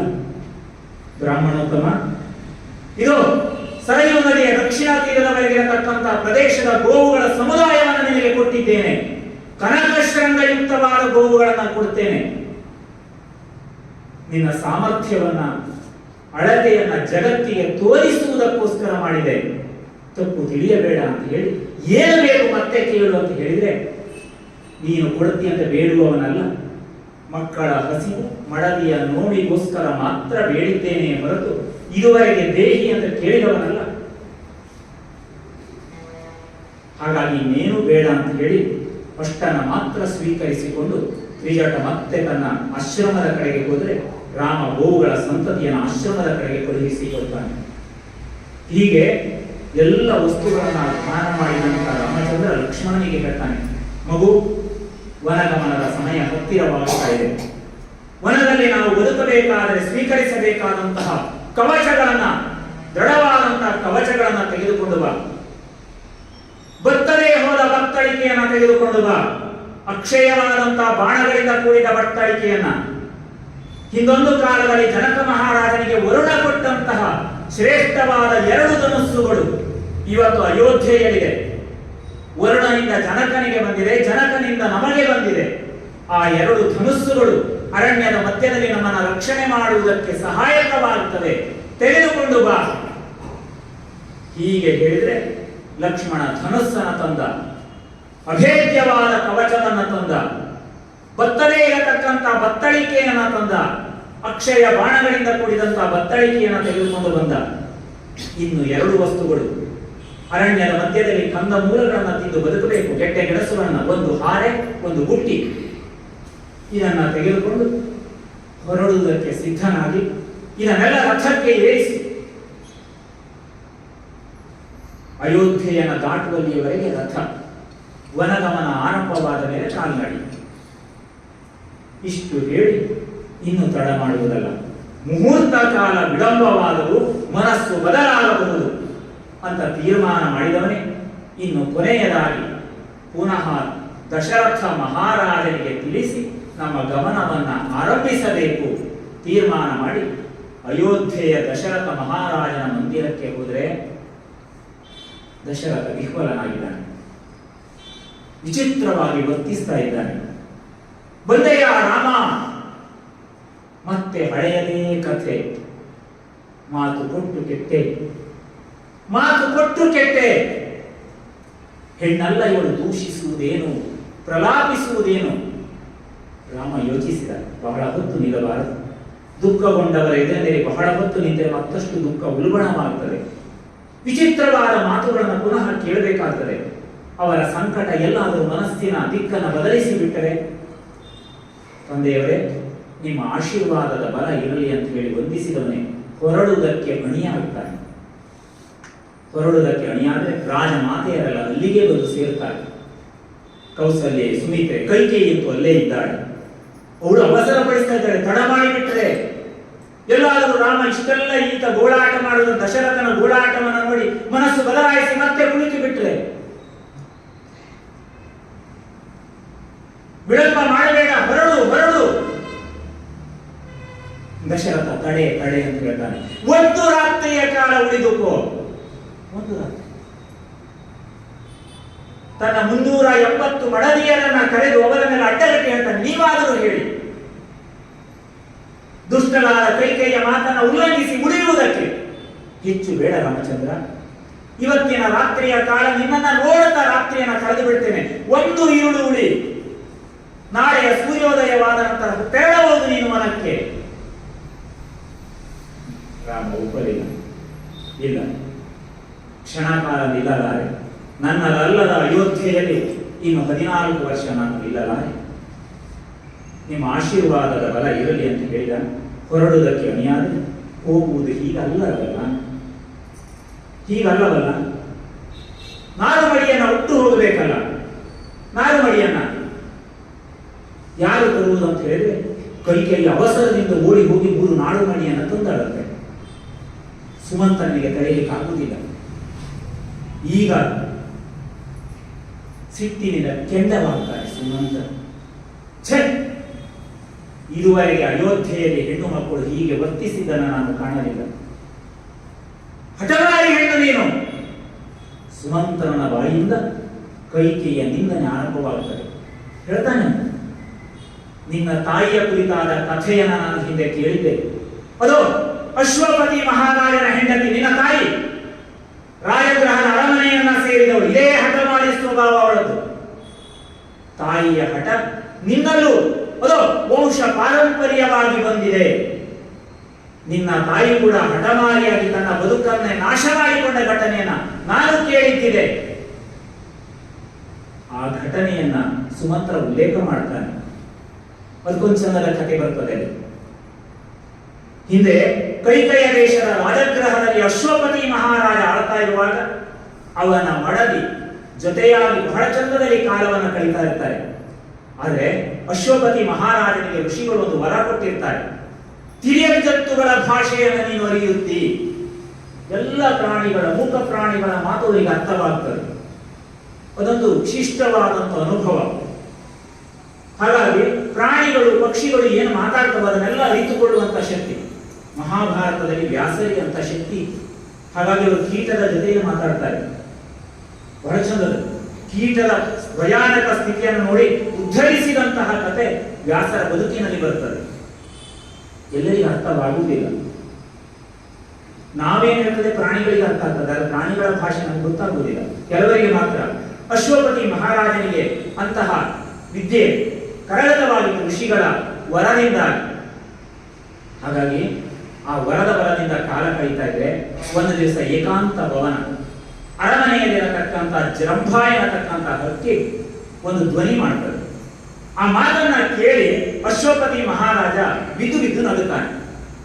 ಆದರೆ ಏಕಾಂತ ಭವನವಾಗಿರುವುದರಿಂದ ಅಲ್ಲಿಯೇ ಇರತಕ್ಕಂಥ ಅಶ್ವಪತಿ ಮಹಾರಾಜನ ಹೆಂಡತಿ ತನ್ನನ್ನೇ ಅವಲಂಬಿಸಿ ಈತ ನಕ್ಕ ತಮಾಷೆ ಮಾಡಿದ ಅಂತ ಹೇಳಿ ಅವಳಿಗೆ ನಾಚಿಕೆಯಾಗ್ತದೆ. ಅಷ್ಟು ಮಾತ್ರ ಅಲ್ಲ, ಅಹಂಕಾರದಿಂದ ಕೋಪ ಬರ್ತದೆ. ಮಹಾರಾಜನ ನನ್ನ ವಿಡಂಬನೆ ಮಾಡಿದ, ಹಾಗಲ್ಲ, ನಿನ್ನನ್ನು ತಮಾಷೆ ಮಾಡಿದ್ದಲ್ಲ, ಎಷ್ಟು ಹೇಳಿದ್ರು ಕೇಳುವುದಿಲ್ಲ, ಕಾರಣ ಹೇಳಲೇಬೇಕು, ಬಲವಂತ ಮಾಡ್ತಾನೆ. ಆಗ ಅಶ್ವಪತಿ ಮಹಾರಾಜನ ಮನಸ್ಸು ಆ ಗತಕಾಲದ ಕಡೆಗೆ ಹೋಗ್ತದೆ. ಆವತ್ತು ಋಷಿಗಳು ಹೇಳಿದ್ರು, ತಿರ್ಯಜಂತುಗಳ ಭಾಷೆ ನಿನಗೆ ಅರ್ಥವಾಗುತ್ತದೆ, ಆದರೆ ತಿರ್ಯಜಂತುಗಳ ಭಾಷೆಯನ್ನು ಅರಿತಂತ ನೀನು ಅದನ್ನ ಯಾರ ಎದುರಿನಲ್ಲಾದರೂ ಹೇಳಿದರೆ ಆ ಕ್ಷಣದಲ್ಲಿ ನಿನಗೆ ಮೃತ್ಯು ಆವರಿಸುತ್ತದೆ. ಹೇಳಬೇಕಾದ್ರೆ ಹೇಳಿದೆ ಅಂತ ಆದ್ರೆ ಋಷಿಗಳ ಮಾತು ಸುಳ್ಳಾಗಲಿಕ್ಕೆ ಸಾಧ್ಯ ಇಲ್ಲ. ಯಾಕೆ ಅವರು ಹೇಳಿದಂತೆ ಕಿರಿಯ ಜಂತುಗಳ ಭಾಷೆ ಅರ್ಥವಾಗ್ತಾ ಇದೆ. ಈಗ ಅದನ್ನು ನನ್ನ ಮಡದಿಗೆ ಹೇಳಿದೆ ಅಂತ ಆದ್ರೆ ಈ ಕ್ಷಣದಲ್ಲಿ ನಾನು ಮೃತ್ಯುವಶನಾಗ್ತೇನೆ, ಕ್ಷಣ ಹೊತ್ತು ಸಾವರಿಸು ಅಂತ ಹೇಳಿ ನೇರವಾಗಿ ಅಶ್ವಪತಿ ಮಹಾರಾಜ ಅದು ಆ ಋಷಿಗಳನ್ನ ಹುಡುಕ್ತಾ ಹೊರಡ್ತಾನೆ. ಋಷಿಗಳ ಬುಡದಲ್ಲಿ ಹೋಗಿ ಪುನಃ ಹೇಳ್ತಾನೆ, ಇವತ್ತು ಏಕಾಂತ ಭವನದಲ್ಲಿ ಜಂಭ ಎನ್ನತಕ್ಕಂಥ ಪಕ್ಷಿ ಕೂಗಿದಾಗ ಆ ಮಾತನ್ನ ಅರಿತಂತಹ ನಾನು ನಗಾಡಿದೆ. ಆದರೆ ಇದರ ಅರ್ಥ ಏನು ಅಂತ ಮಡದಿ ಕೇಳ್ತಾ ಇದ್ದಾರೆ. ಹೇಳಬೇಕಾ ಬೇಡ? ಹೇಳದಿದ್ದರೆ ಅರಮನೆಯನ್ನ ತೊರೆದು ಹೋಗುತ್ತೇನೆ, ರಾಜಗೃಹವನ್ನು ತೊರೆಯುತ್ತೇನೆ, ಇಲ್ಲ ಆತ್ಮಹತ್ಯೆ ಮಾಡಿಕೊಳ್ಳುತ್ತೇನೆ ಅಂತ ಹೆದರಿಸ್ತಾ ಇದ್ದಾಳೆ.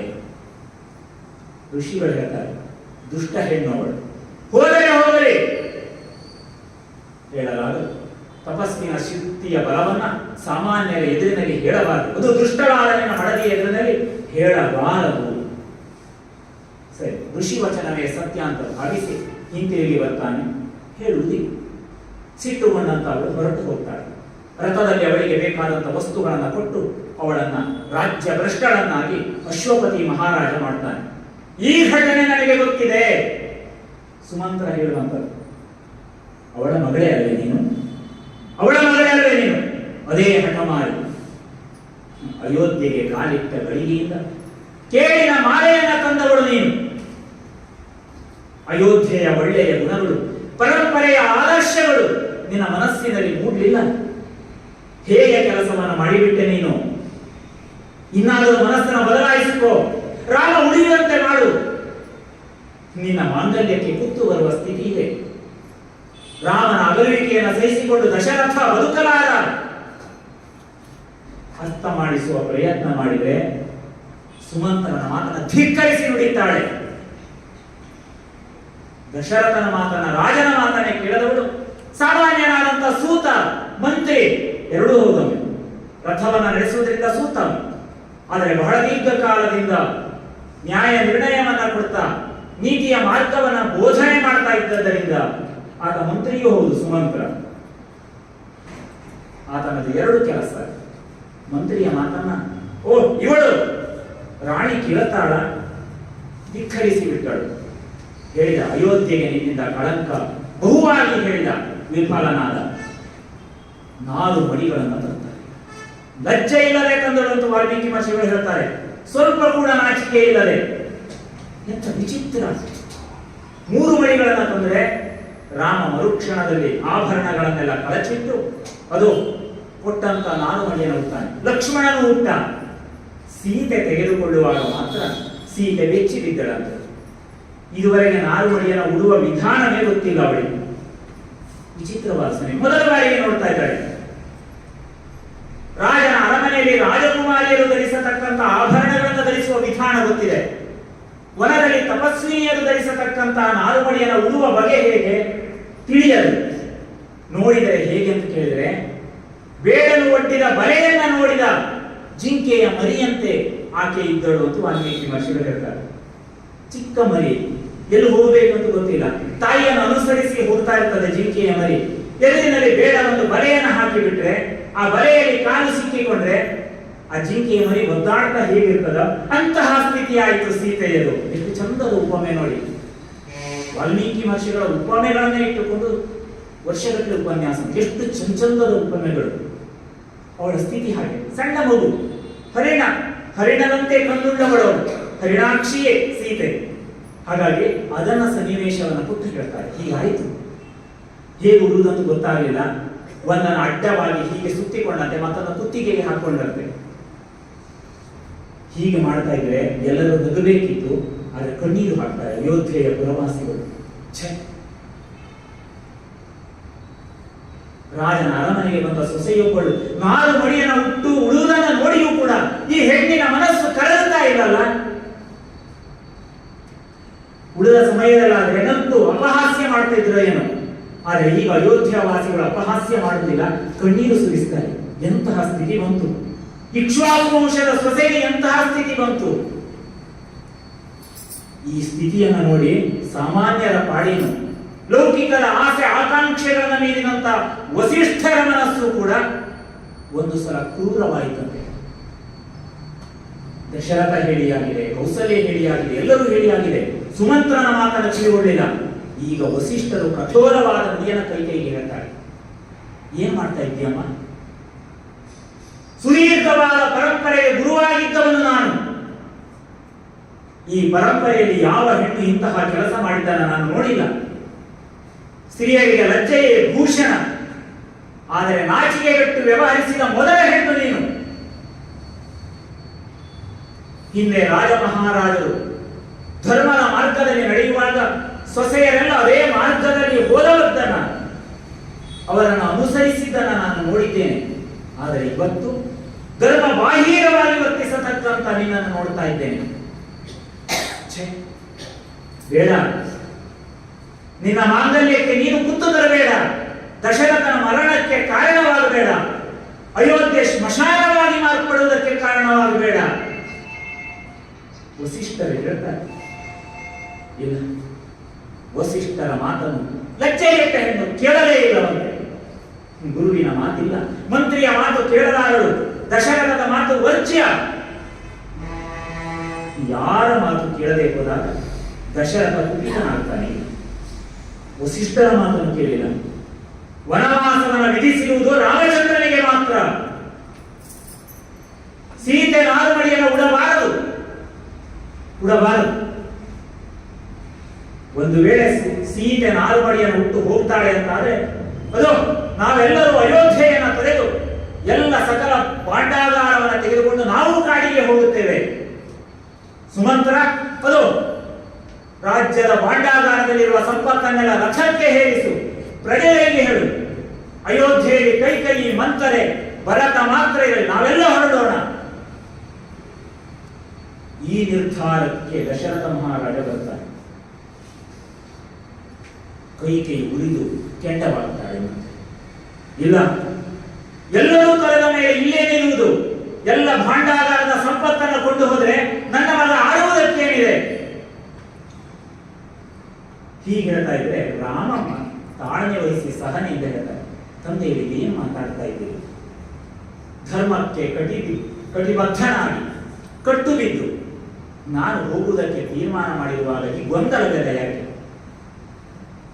ಇಲ್ಲ, ನಾರು ಮಡಿಯನ್ನು ಹುಟ್ಟು ತಪಸ್ವಿಯಂತೆ ನಾನು ಅರಣ್ಯದ ಮಧ್ಯದಲ್ಲಿ ಕಾಲವನ್ನು ಕಳೀತೇನೆ. ಇದು ದೃಢ ನಿರ್ಧಾರ. ನೀವು ಯಾರು ಬರುವುದಕ್ಕಿಲ್ಲ. ಹೀಗೆ ಮಾಡಿದ್ರೆ ನಾನು ವಚನಭ್ರಷ್ಟನಾಗುತ್ತೇನೆ. ರಾಮ ಹೇಳ್ತಾ ಇದ್ರೆ ದಶರಥ ಎಲ್ಲವನ್ನ ಒಪ್ಪಿಕೊಂಡ. ಸೀತೆ ನಾರುಮಡಿಯನ್ನ ಉಡುವುದನ್ನು ಮಾತ್ರ ಒಪ್ಪಲಿಲ್ಲ. ಅವಳು ಸರ್ವಾಲಂಕಾರ ಭೂಷಿತರಾಗಿ ಹೋಗಬೇಕು. ಮತ್ತೆ ವನವಾಸವನ್ನು ಆಕೆ ಹಾಗೆಯೇ ಮಾಡ್ತಾಳೆ. ನಾರುಮಡಿಯನ್ನು ಬಿಟ್ಟು ಸರ್ವಾಭರಣ ಭೂಷಿತರಾಗಿ ಸೀತೆ ರಾಮನ ಜೊತೆಯಲ್ಲಿ ಹೋಗುವುದಕ್ಕೆ ದಶರಥನ ಆಜ್ಞೆ ಆಗುತ್ತದೆ. ಹೀಗೆ ಮಾಡಿ ಇನ್ನೂ ತಡ ಮಾಡುವುದಲ್ಲ, ಸುಮಂತ್ರ ರಥವನ್ನು ಸಿದ್ಧಪಡಿಸು. ರಾಮ ಹೇಳಿದ್ರೆ ಮರುಕ್ಷಣದಲ್ಲಿ ಅವನಿಗೆ ಬೇಕಾದ ಆಯುಧಗಳನ್ನ, ಬತ್ತಳಿಕೆಯನ್ನ ಇತ್ಯಾದಿಗಳನ್ನೆಲ್ಲ ಅದರಲ್ಲಿ ಹೇರಿ ಮೊದಲಾಗಿ ಸೀತೆ ಏರ್ತಾಳೆ.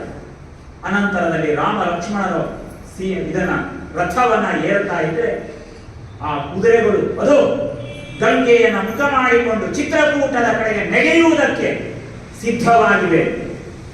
ಈ ಕಡೆಗೆ ತಡೆ ಹೋಗಬೇಡ. ದಶರಥ ಮಹಾರಾಜ ತಡಿತಾ ಇದ್ರೆ ಹೋಗು. ರಾಮನ ಮಾತು ಇದು ಪುನಃ ಬರ್ತದೆ. ಪುರವಾಸಿಗಳು ಹೇಳ್ತಾರೆ, ಅಡ್ಡಗಟ್ಟಿ ಬಿಡ್ತಾರೆ. ಯಾವಾಗ ರಥ ಮುಂದಕ್ಕೆ ಹೊರಟಿತೋ ಪುರದ ಜನರೆಲ್ಲ ಬಂದು ರಾಮನನ್ನು ಅಡ್ಡಗಟ್ತಾರೆ. ಹೋಗಬೇಡ ರಾಮಚಂದ್ರ, ದುಷ್ಟ ಹೆಣ್ಣಿನ ಮಾತನ್ನ ಕೇಳಿ ಹೋಗಬೇಡ, ವನವಾಸ ನಿನಗೆ ಬೇಡ, ನಾವು ಅವಳನ್ನು ಶಿಕ್ಷಿಸ್ತೇವೆ. ಒಂದು ಕಡೆಯಲ್ಲಿ ದಶರಥನ ಕಾಮದ ಸ್ಥಿತಿಯನ್ನು ನಿಂದಿಸ್ತಾರೆ, ಮತ್ತೊಂದು ಕಡೆಯಲ್ಲಿ ಕೈಕೇಯಿಯ ದುಷ್ಟತನವನ್ನು ನಿಂದಿಸ್ತಾರೆ, ರಾಮನನ್ನ ಹೊಗಳ್ತಾರೆ. ಅಯೋಧ್ಯೆಗೆ ಎಂಥ ಸ್ಥಿತಿ ಬಂತು ವಿಧಿಯನ್ನು ನಿಂದಿಸ್ತಾರೆ. ವಿಚಿತ್ರವಾದ ವಿಪ್ಲವ ಮಾನಸಿಕ ಸ್ಥಿತಿ ಯಾರಲ್ಲೂ ನಿಯಂತ್ರಣದಲ್ಲಿಲ್ಲ. ಮಾತಿನ ಪರ್ವವೇ ಅರಚುವುದೇನು, ಕಿರುಚುವುದೇನು, ಎಷ್ಟು ಮಾತುಗಳು ಬಂದು ಹೋಗ್ತವೆ. ಈ ಎಲ್ಲ ಮಾತುಗಳನ್ನು ಸಹನೆಯಿಂದ ಕೇಳ್ತಾರೆ. ಸುಮಂತ್ರ ರಥವನ್ನು ಓಡಿಸು. ಇಲ್ಲ, ಪುರದ ಜನರು ಅಡ್ಡಗಟ್ಟಿದರೆ ವಿಚಿತ್ರವಾಗಿ ರಥವನ್ನು ಓಡಿಸುವುದಕ್ಕೆ ಮುಂದಾದರೆ ಪುರದ ಜನರು ಮನೆಯನ್ನ ತೊರೆದು ತಾವು ಧರಿಸಿದಂತ ಬಟ್ಟೆ ಅಸ್ತವ್ಯಸ್ತವಾಗಿ ಹೋಗ್ತಾ ಇದ್ರು ಅದನ್ನು ಗಳಿಸದೆ ರಥದ ಹಿಂದುಗಡೆಯಲ್ಲಿ ಓಡ್ತಾರೆ. ನಮ್ಗೆ ಇನ್ನೊಂದು ಕಥೆಯಲ್ಲಿ ಬರ್ತದೆ, ಪುರದ ಪುಣ್ಯಂ ಪುರುಷ ರೂಪಿಂದೆ ಹೋಗುತ್ತಿದೆ. ಆ ಹರಿಶ್ಚಂದ್ರನ ಕಥೆಯಲ್ಲೂ ನಾವು ಅದನ್ನು ಕೇಳ್ತೇವೆ. ಇಲ್ಲ, ಅದಕ್ಕೂ ಅದೇ ರಾಮನಿಲ್ಲದ ಮೇಲೆ ಅಯೋಧ್ಯೆಯ ಪುಣ್ಯವೆಲ್ಲಿ? ಅಯೋಧ್ಯೆಯ ಪುಣ್ಯ ಎಲ್ಲಿ? ರಾಮನಿದ್ದರೆ ಅಯೋಧ್ಯೆ. ಈ ನಡುವಿನ ಆ ಮಾತು ಬಂದಿದೆ. ಯಾವಾಗ ಲಕ್ಷ್ಮಣ ಹೋಗಿ ಸುಮಿತ್ರೆಯ ಕಾಲಿಗೆ ಎರಗುತ್ತಾನೆ, ಆ ಸಮಯದಲ್ಲಿ ಆಶೀರ್ವಾದ ಮಾಡುವಾಗ ಸುಮಿತ್ರೆ ಇದೇ ಮಾತನ್ನ ಹೇಳಿರ್ತಾಳೆ, ರಾಮಂ ದಶರಥಂ ವಿದ್ದಿ ಮಾಂ ವಿದ್ದಿ ಜನಕಾತ್ಮಜಾಂ ಅಯೋಧ್ಯಾಂ ಅಟವೀಂ ವಿದ್ದಿ ಗಚ್ಚ ತಾತ ಯಥಾ ಸುಖಂ. ಬಹಳ ಚಂದದಲ್ಲಿ ಸುಮಿತ್ರೆಯ ಆಶೀರ್ವಾದ. ರಾಮನಿಗೆ ಮಾತ್ರ ವನವಾಸ ಅಲ್ವಾ, ಲಕ್ಷ್ಮಣ ಯಾಕೆ ಹೋಗಬೇಕು? ಸುಮಿತ್ರೆ ಪ್ರಶ್ನೆ ಮಾಡುವುದಿಲ್ಲ. ಸುಮಿತ್ರೆ ಲಕ್ಷ್ಮಣನಿಗೆ ಆಶೀರ್ವಾದ ಮಾಡಿ ಹೇಳ್ತಾಳೆ, ರಾಮಂ ದಶರಥಂ ವಿದ್ದಿ. ಮಗು ಲಕ್ಷ್ಮಣ, ರಾಮನಲ್ಲಿಯೇ ದಶರಥನನ್ನ ಕಾಣು. ರಾಮಂ ದಶರಥಂ ವಿದ್ದಿ. ಇನ್ನು ಮೇಲೆ ಅರಣ್ಯಕ್ಕೆ ಹೋದ ಮೇಲೆ ರಾಮನಲ್ಲಿಯೇ ನೀನು ದಶರಥನನ್ನ ಕಾಣಬೇಕು. ಮಾಂ ವಿದ್ದಿ ಜನಕಾತ್ಮಜ. ಅಮ್ಮ ಸುಮಿತ್ರೆ ಇಲ್ಲ ಅಂತ ನೀನು ಕಳವಳಗೊಳ್ಳಬೇಡ, ಚಿಂತೆ ಮಾಡಬೇಡ.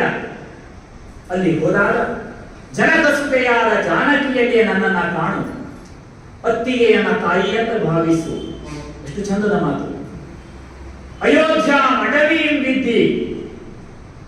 ಅರಣ್ಯಕ್ಕೆ ಹೋಗಿರ್ತೀಯಲ್ಲ, ಅರಣ್ಯವನ್ನೇ ಅಯೋಧ್ಯೆ ಅಂತ ಭಾವಿಸಿಕೋ. ಗಚ್ಚ ತಾತ ಯಥಾ ಸುಖಂ ಅಂತ ಹೇಳ್ತಾರೆ. ಮಗು ತಾತ, ಮಗು ತಾತ ಎನ್ನುವುದಕ್ಕೆ ಮಗು ಅಂತ. ಮಗು ಯಥಾ ಸುಖಂ, ಸುಖವಾಗಿ ಹೋಗು. ಅಂದ್ರೆ ರಾಮನಿರುವಲ್ಲಿ, ಜಾನಕಿ ಇರುವಲ್ಲಿ ನಿನಗೆ ಕಷ್ಟ ಬರುವುದಿಲ್ಲ, ಸುಖವಾಗಿ ಹೋಗು ಅಂತ ಹೇಳಿ. ಅವಳಲ್ಲಿ ಕೈಯಲ್ಲಿ ಸುಮಿತ್ರೆಯ ಉದಾತ್ತವಾದ ವ್ಯಕ್ತಿತ್ವ. ನಾವು ಆ ಪಾತ್ರಗಳನ್ನ ಜೊತೆಯಾಗಿ ಮುಖಾಮುಖಿಯಾಗಿಸಿದ್ರೆ ಎಂತ ಸಂಘರ್ಷದ ಬದುಕು. ಎಲ್ಲಿ ಒಳಿತಿರ್ತದೆ ಕೆಡುಕಿರ್ತದೆ. ಹಾಗೆ ಇರುವಲ್ಲಿ ರಾತ್ರಿ ಇರ್ತದೆ, ಕಪ್ಪು ಇರುವಲ್ಲಿ ಬಿಡುತ್ತಿರ್ತದೆ. ಒಪ್ಪಿಕೊಳ್ಳಬೇಕು. ಎಲ್ಲ ಕಾಲವು ಬರೇ ಒಳಿತಿನ ಕಾಲವಲ್ಲ ಅಥವಾ ಕೆಡುಕಿನ ಕಾಲ ಅಲ್ಲ. ಅದೇ ಅರಮನೆಯಲ್ಲಿ ಬೆಳೆದಂತ ಸುಮಿತ್ರೆಯ ಮಾತೃವಾತ್ಸಲ್ಯ ಎಂಥದ್ದು, ಅಯೋಧ್ಯೆಯ ಪಟ್ಟಕ್ಕೋಸ್ಕರ ಅವಳು ಮಾಡಿದಂತ ತ್ಯಾಗ ಎಂಥದ್ದು. ಯಾವ ತಾಯಿಯಲ್ಲಿ ಹೋಗ್ತಾಳೆ? ರಾಮನಿಗೆ ಮಾತ್ರ ವನವಾಸ ಇರುವಾಗ ಲಕ್ಷ್ಮಣನಿಗೆ ಏಕೆ ಪ್ರತಿಭಟಿಸಬಹುದಿತ್ತು? ಇಲ್ಲ, ಎಂಥದ್ದು. ಹಾಗಾಗಿ ಅಯೋಧ್ಯೆಯನ್ನ ಬಿಟ್ಟು ರಾಮಚಂದ್ರ ಹೋಗ್ತಾ ಇದ್ರೆ ಇದು ಅರಣ್ಯ ಅಂತ ಭಾವಿಸಿ ಅವರೆಲ್ಲ ಓಡ್ತಾರೆ. ವಿಚಿತ್ರವಾಗಿ ರಾಮ ಹೇಳ್ತಾನೆ, ವೇಗವಾಗಿ ರಥವನ್ನು ಓಡಿಸು. ಎಷ್ಟು ವೇಗವಾಗಿ ಕೆಲವು ವಾಯುವೇಗದಲ್ಲಿ ರಥವನ್ನು ಸುಮಂತ್ರ ಓಡಿಸಿದನಂತೆ. ಅರಣ್ಯದ ಕಡೆ ಓಡಿಸ್ತಾ ಇದ್ರೆ ವಿಪ್ರೋತ್ತಮರು ಹಿಂದುಗಡೆ ಓಡಿ ಬರ್ತಾರೆ. ಬ್ರಾಹ್ಮಣ. ರಾಮನಿಗೆ ಮನಸ್ಸು ಕಲಗ್ತದೆ.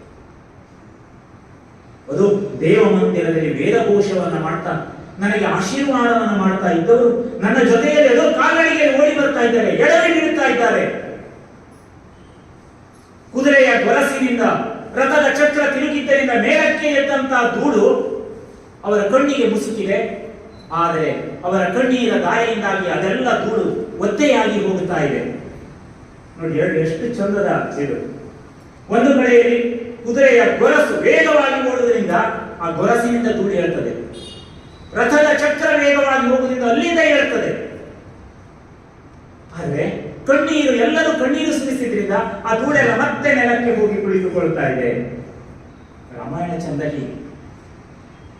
ಈ ನಡುವಿನಲ್ಲಿ ಸುಮಂತ್ರ ಎರಡು ಚಕ್ರಗಳ ನಡುವೆ ಸಿಲುಕಿದಂತೆ ಒದ್ದಾಡ್ತಾನೆ. ಹೋಗಬೇಡ ಅಂತ ತಡೆಯುವವರೆಲ್ಲ ನೋಡಿದಾನೆ. ವೃದ್ಧರೆಲ್ಲ ಈ ರೀತಿಯಲ್ಲಿ ಬರುವಾಗ ತ್ಯಜಿಸಿ ಹೋದ್ರೆ ನಾಳೆ ಸುಮಂತ್ರನ ಬಗ್ಗೆ ಏನು ಹೇಳಿ ಯಾರು? ಆದ್ರೆ ರಾಮನ ಆಜ್ಞೆ ಹೋಗು ಹೋಗು ಅಂತ ಹೇಳ್ತಾನೆ. ರಾಮನೇನು ದೃಢಚಿತ್ತ, ಸುಮಂತ್ರನೇನು ಮಾಡಬೇಕು?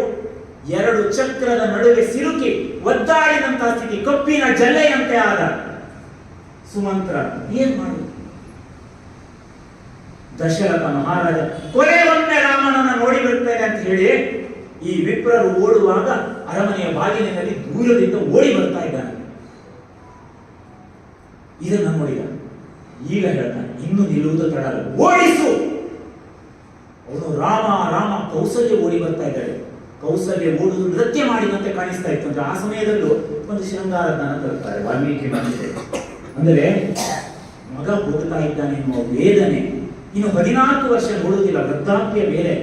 14 ವರ್ಷದ ನಂತರ ಮತ್ತೆ ಮಗ ಬರುವಾಗ ನಾವು ಇಳಿದಿದ್ರೆ ಆ ಮಗನನ್ನ ಕಾಣುವ ಭಾಗ್ಯ ಇಲ್ಲಿ ಆ ನೋವಿನಿಂದ ವಿಚಿತ್ರವಾಗಿ ಓಡ್ತಾರೆ.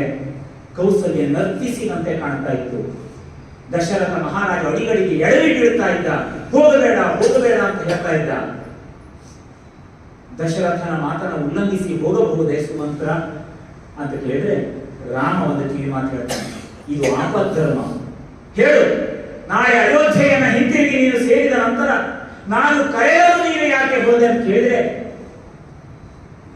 ಜನರ ಮಾತಿನ ಆ ಭರಾಟೆಯಲ್ಲಿ, ಗದ್ದಲದ ನಡುವೆ, ರಥದ ಚಕ್ರದ ಧ್ವನಿಯ ನಡುವೆ ನಿಮ್ಮ ಮಾತು ಕೇಳಲಿಲ್ಲ ಎಂದು ಒಂದು ಸುಳ್ಳನ್ನ ಹೇಳು ನೀನು. ಒಂದು ಕೆಲಸ ಆಗಬೇಕಾದ್ರೆ ಆಪದ್ಧರ್ಮವಾಗಿ ಸುಳ್ಳು ಹೇಳುವುದಕ್ಕೆ ರಾಮಚಂದ್ರ ಹೇಳ್ತಾನೆ. ಕೇಳಿಸಿದೆ, ಕೇಳಿಸಿಯೂ ಕೇಳಿಸದಂತೆ ಹೋಗು.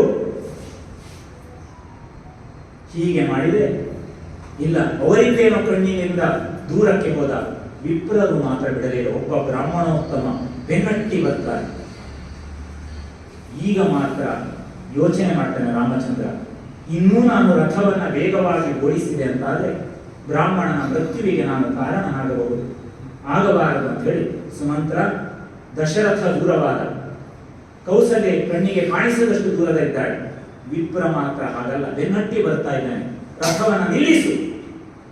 ಅವನು ಕಾಲ್ನಡಿಗೆಯಲ್ಲಿ ಬರುವಾಗ ನಾನು ರಥದಲ್ಲಿ ಮುಂದಕ್ಕೆ ಹೋಗುವುದು ಯೋಗ್ಯ ಅಲ್ಲ ಅಂತ ಹೇಳಿ ರಥದಿಂದ ಕೆಳಕ್ಕೆ ಇಳಿದು ಕಾಲ್ನಡಿಗೆಯಲ್ಲಿ ಮುಂದಕ್ಕೆ ಸಾಗ್ತಾನೆ. ಹೀಗೆ ಮುಂದಕ್ಕೆ ಮುಂದಕ್ಕೆ ಹೋಗ್ತಾ ಇದ್ರೆ ಎದುರುಗಡೆಯಲ್ಲಿ ಮುಂದಕ್ಕೆ ಹೋಗ್ತಾ ಇದ್ದಾಗ ತಮಸಾ ನದಿ ಬರ್ತದೆ. ರಾಮನನ್ನ ತಮಸಾ ನದಿ ಅಡ್ಡಗಟ್ಟಿತು. ಕೋಸಲದ ನಾಡು ಮುಗಿಯುವುದಕ್ಕಿಂತ ಮೊದಲಾಗಿ ಸಿಗುವಂತಹ ಪ್ರದೇಶ ತಮಸಾ ನದಿ. ತಮಸೆಯಿಂದಲೇ ನಾವು ಕಥೆಯನ್ನು ಆರಂಭ ಮಾಡಿದ್ವಿ. ವಾಲ್ಮೀಕಿ ಮಹರ್ಷಿಗಳು ತಮಸಾ ನದಿಗೆ ಸ್ನಾನಕ್ಕೆ ಹೋದಲ್ಲಿಂದಲೇ ಕಥೆ ಆರಂಭವಾದದ್ದು. ಆ ನದಿ ಎದುರಿನಲ್ಲಿ ಬಂದದ್ದು, ಸಹಜವಾಗಿ ಅವರಲ್ಲಿ ತಲುಪಿತು. ಆದರೆ ಮನುಷ್ಯರೆಲ್ಲ ತಡೆಗಟ್ಟಿದ್ದಾಯಿತು. ಸ್ವತಃ ನದಿಯೂ ಕೂಡ ರಾಮನಿಗೆ ಇದರಿಂದಲೇ ಅಡ್ಡಗಡ್ತಾ ಇದೆ. ಇನ್ನು ಪ್ರಯಾಣವನ್ನು ಮುಂದುವರಿಸಬಾರದು. ಅದು ಸೂರ್ಯ ಮುಳುಗುತ್ತಾ ಇದ್ದಾನೆ.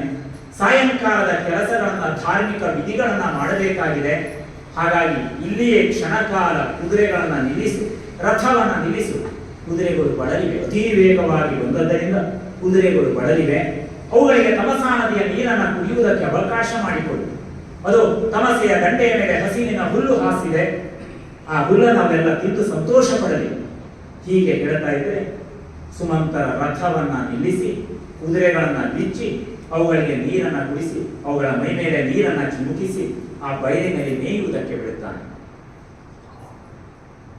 ಪುರದ ಜನರು ಬೆನ್ನಟ್ಟಿ ತಮಸೆಯವರೆಗೂ ಬರ್ತಾರೆ. ಬಿಡಲೇ ಇಲ್ಲ. ನೀನು ಎಲ್ಲಿರ್ತೀಯೋ ಅಲ್ಲಿಗೆ ಬಂದೇ ಬರ್ತೇವೆ. ತಡೆಯಲಾದ ರಾಮಚಂದ್ರ ಏನ್ ಮಾಡುವುದು, ಈ ರಾತ್ರಿಯನ್ನ ಇಲ್ಲಿಯೇ ಕಳೆಯೋಣ ಅಂತ ಹೇಳಿ ತಮಸಾ ನದಿಯ ತೀರದಲ್ಲಿ ಕೇವಲ ತಮಸೆಯ ನೀರನ್ನ ಮಾತ್ರ ಕುಡಿದಂತ ರಾಮಚಂದ್ರ ಆ ರಾತ್ರಿಯನ್ನ ಕಳೆಯುತ್ತಾನೆ. ತಮಸೆಯ ದಂಡೆಯ ಮೇಲೆ ಲಕ್ಷ್ಮಣ ಅದು ನೇರಳೆಯ ಸೊಪ್ಪನ್ನ ತಂದು ಹಾಸಿಗೆಯನ್ನು ನಿರ್ಮಾಣ ಮಾಡಿದರೆ ರಾಮ ಸೀತೆಯರು ಆಕಾಶವನ್ನು ನೋಡ್ತಾ ಮಲಗುತ್ತಾರೆ. ಬಳಲಿ ಓಡಿ ಓಡಿ ದುಃಖದಿಂದ ಪೀಡಿತರಾಗಿ ಬಂದಂತ ಜನರೆಲ್ಲ ರಾಮ ಮಲಗಿದ ಅಂತ ಹೇಳಿ ಆ ಅರಣ್ಯದ ಆ ತಮಸಾ ನದಿಯ ಕಾಡಿನ ಪ್ರದೇಶದಲ್ಲಿ ಅವರೂ ಎಲ್ಲ ಮಲಗುತ್ತಾರೆ. ಲಕ್ಷ್ಮಣ ಮಾತ್ರ ರಾತ್ರಿಯ ಕಾಲದಲ್ಲಿ ನಿದ್ದೆ ಮಾಡದೇನೆ ರಾಮನ ಪಕ್ಕದಲ್ಲಿ ಅಯೋಧ್ಯೆಯಲ್ಲಿ ನಡೆದಂತ ಎಲ್ಲ ಘಟನೆಗಳನ್ನ ಯೋಚನೆ ಮಾಡ್ತಾ ಕೂತ್ಕೊಳ್ತಾನೆ. ಇಡೀ ರಾತ್ರಿಯನ್ನ ಜಾಗರಣೆ, ಏನೆಲ್ಲ ನಡೆದು ಹೋಯಿತು. ರಾಮನ ಪಟ್ಟಾಭಿಷೇಕದ ಕನಸು ಕಂಡಂತಹ ಜನರಿಗೆ ಎಂತಹ ಆಘಾತವಾಯಿತು. ಅವರೆಲ್ಲ ಅಲ್ಲಿ ಮಲಗಿದ ರೀತಿಯನ್ನು ನೋಡಿ ಲಕ್ಷ್ಮಣನ ಕಣ್ಣಿನಿಂದ ನೀರಿಳಿತಾರೆ. ಎಂತಹ ಸ್ಥಿತಿ ಬಂತು. ರಾಮನನ್ನೇ ಒಡೆಯ ಅಂತ ಭಾವಿಸಿದಂತ ಇವರು ಇವತ್ತು ಈ ರೀತಿಯ ಸ್ಥಿತಿ ಬರ್ತದೆ ಅಂತ ಆದರೆ ಯಾರು ಕಾರಣ? ರಾಮ ಕಾರಣನೇ? ದಶರಥ ಕಾರಣನೇ? ಮಂತರೆಯೇ ಅಥವಾ ಕೈಕೈಯೇ? ಇಲ್ಲ, ಎಲ್ಲಕ್ಕಿಂತ ವಿಧಿಯೇ ಪ್ರಬಲವಾದದ್ದು. ವಿಧೇಹೇ ಪ್ರಾಬಲ್ಯಂ. ವಿಧಿಯ ಇಚ್ಛೆಯನ್ನು ಮೀರುವವರಾರು.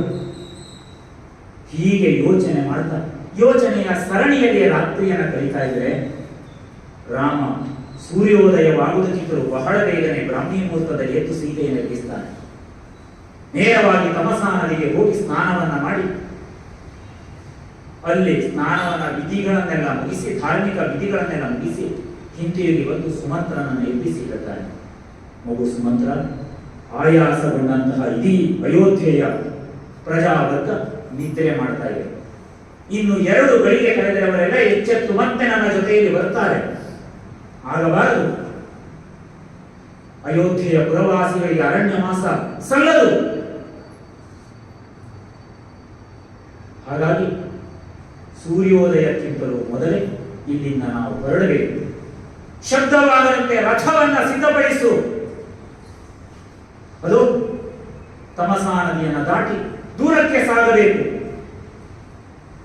ಈ ಬಗೆಯಲ್ಲಿ ಆಜ್ಞೆಯನ್ನು ಕೊಟ್ಟರೆ ರಾಮನ ಆಜ್ಞೆಯನ್ನು ಶಿರಸ್ಸಿನಲ್ಲಿ ಧರಿಸಿದಂತಹ ಸುಮಂತ್ರ ರಥವನ್ನು ಸಿದ್ಧಪಡಿಸಿ ಅವರನ್ನೆಲ್ಲ ಕುಳ್ಳಿರಿಸಿಕೊಂಡು ಲಕ್ಷ್ಮಣ ಸೀತೆಯನ್ನ ರಾಮನನ್ನ ಕುಳ್ಳಿರಿಸಿಕೊಂಡು ತಮಸಾ ನದಿಯನ್ನು ದಾಟಿ ಮುಂದಕ್ಕೆ ಹೋಗುತ್ತಾನೆ. ಹೋಗುವಾಗ ಮತ್ತೆ ರಥದಿಂದ ರಾಮಚಂದ್ರ ಇಳಿತಾನೆ.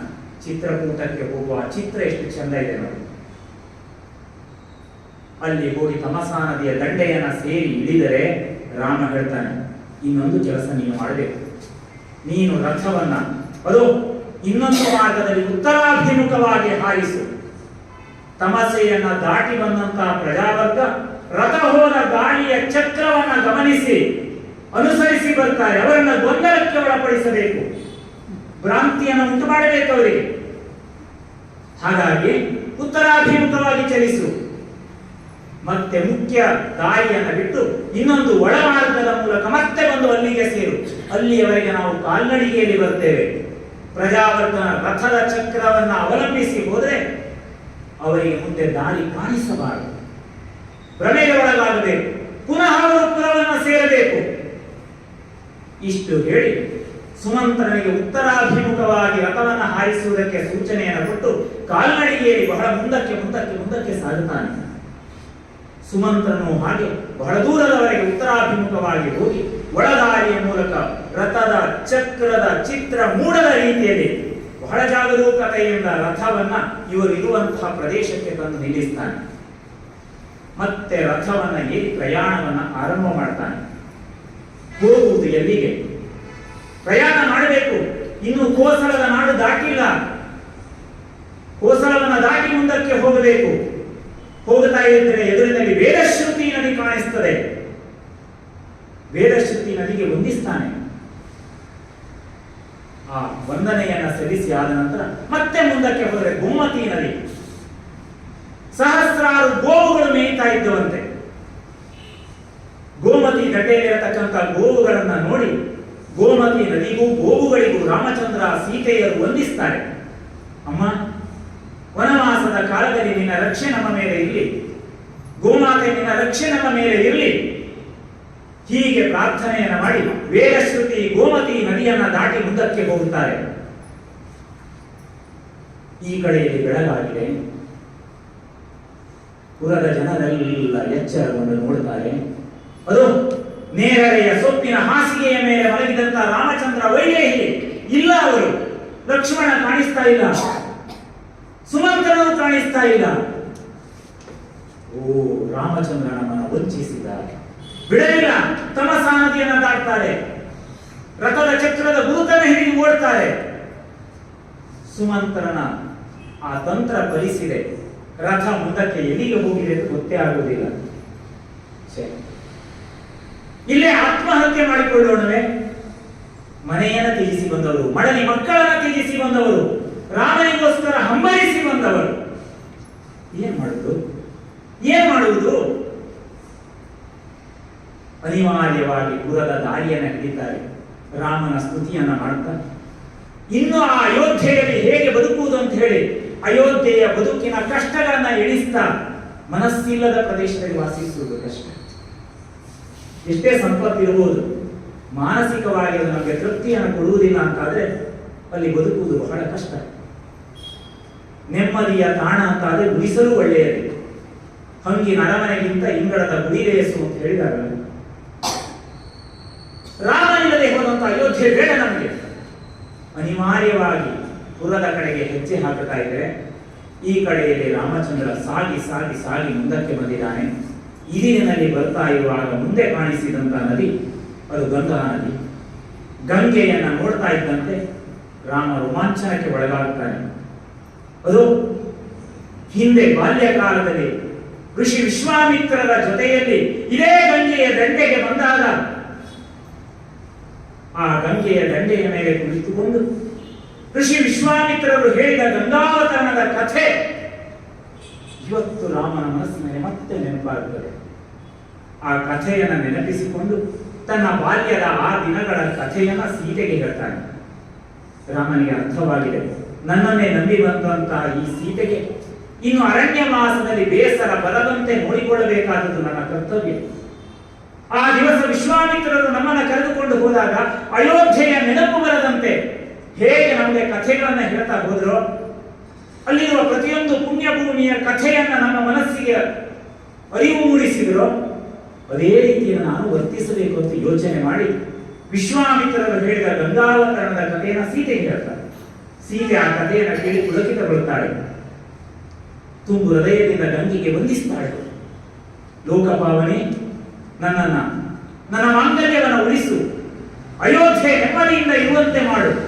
ಎಷ್ಟು ದೂರಕ್ಕೆ ಹೋದರೂ ರಾಮನಿರಲಿ, ಲಕ್ಷ್ಮಣನಿರಲಿ, ಸೀತೆ ಇರಲಿ, ಕೋಸಲದ ಬಳಿತನೆ ಬಯಸ್ತಾರೆ.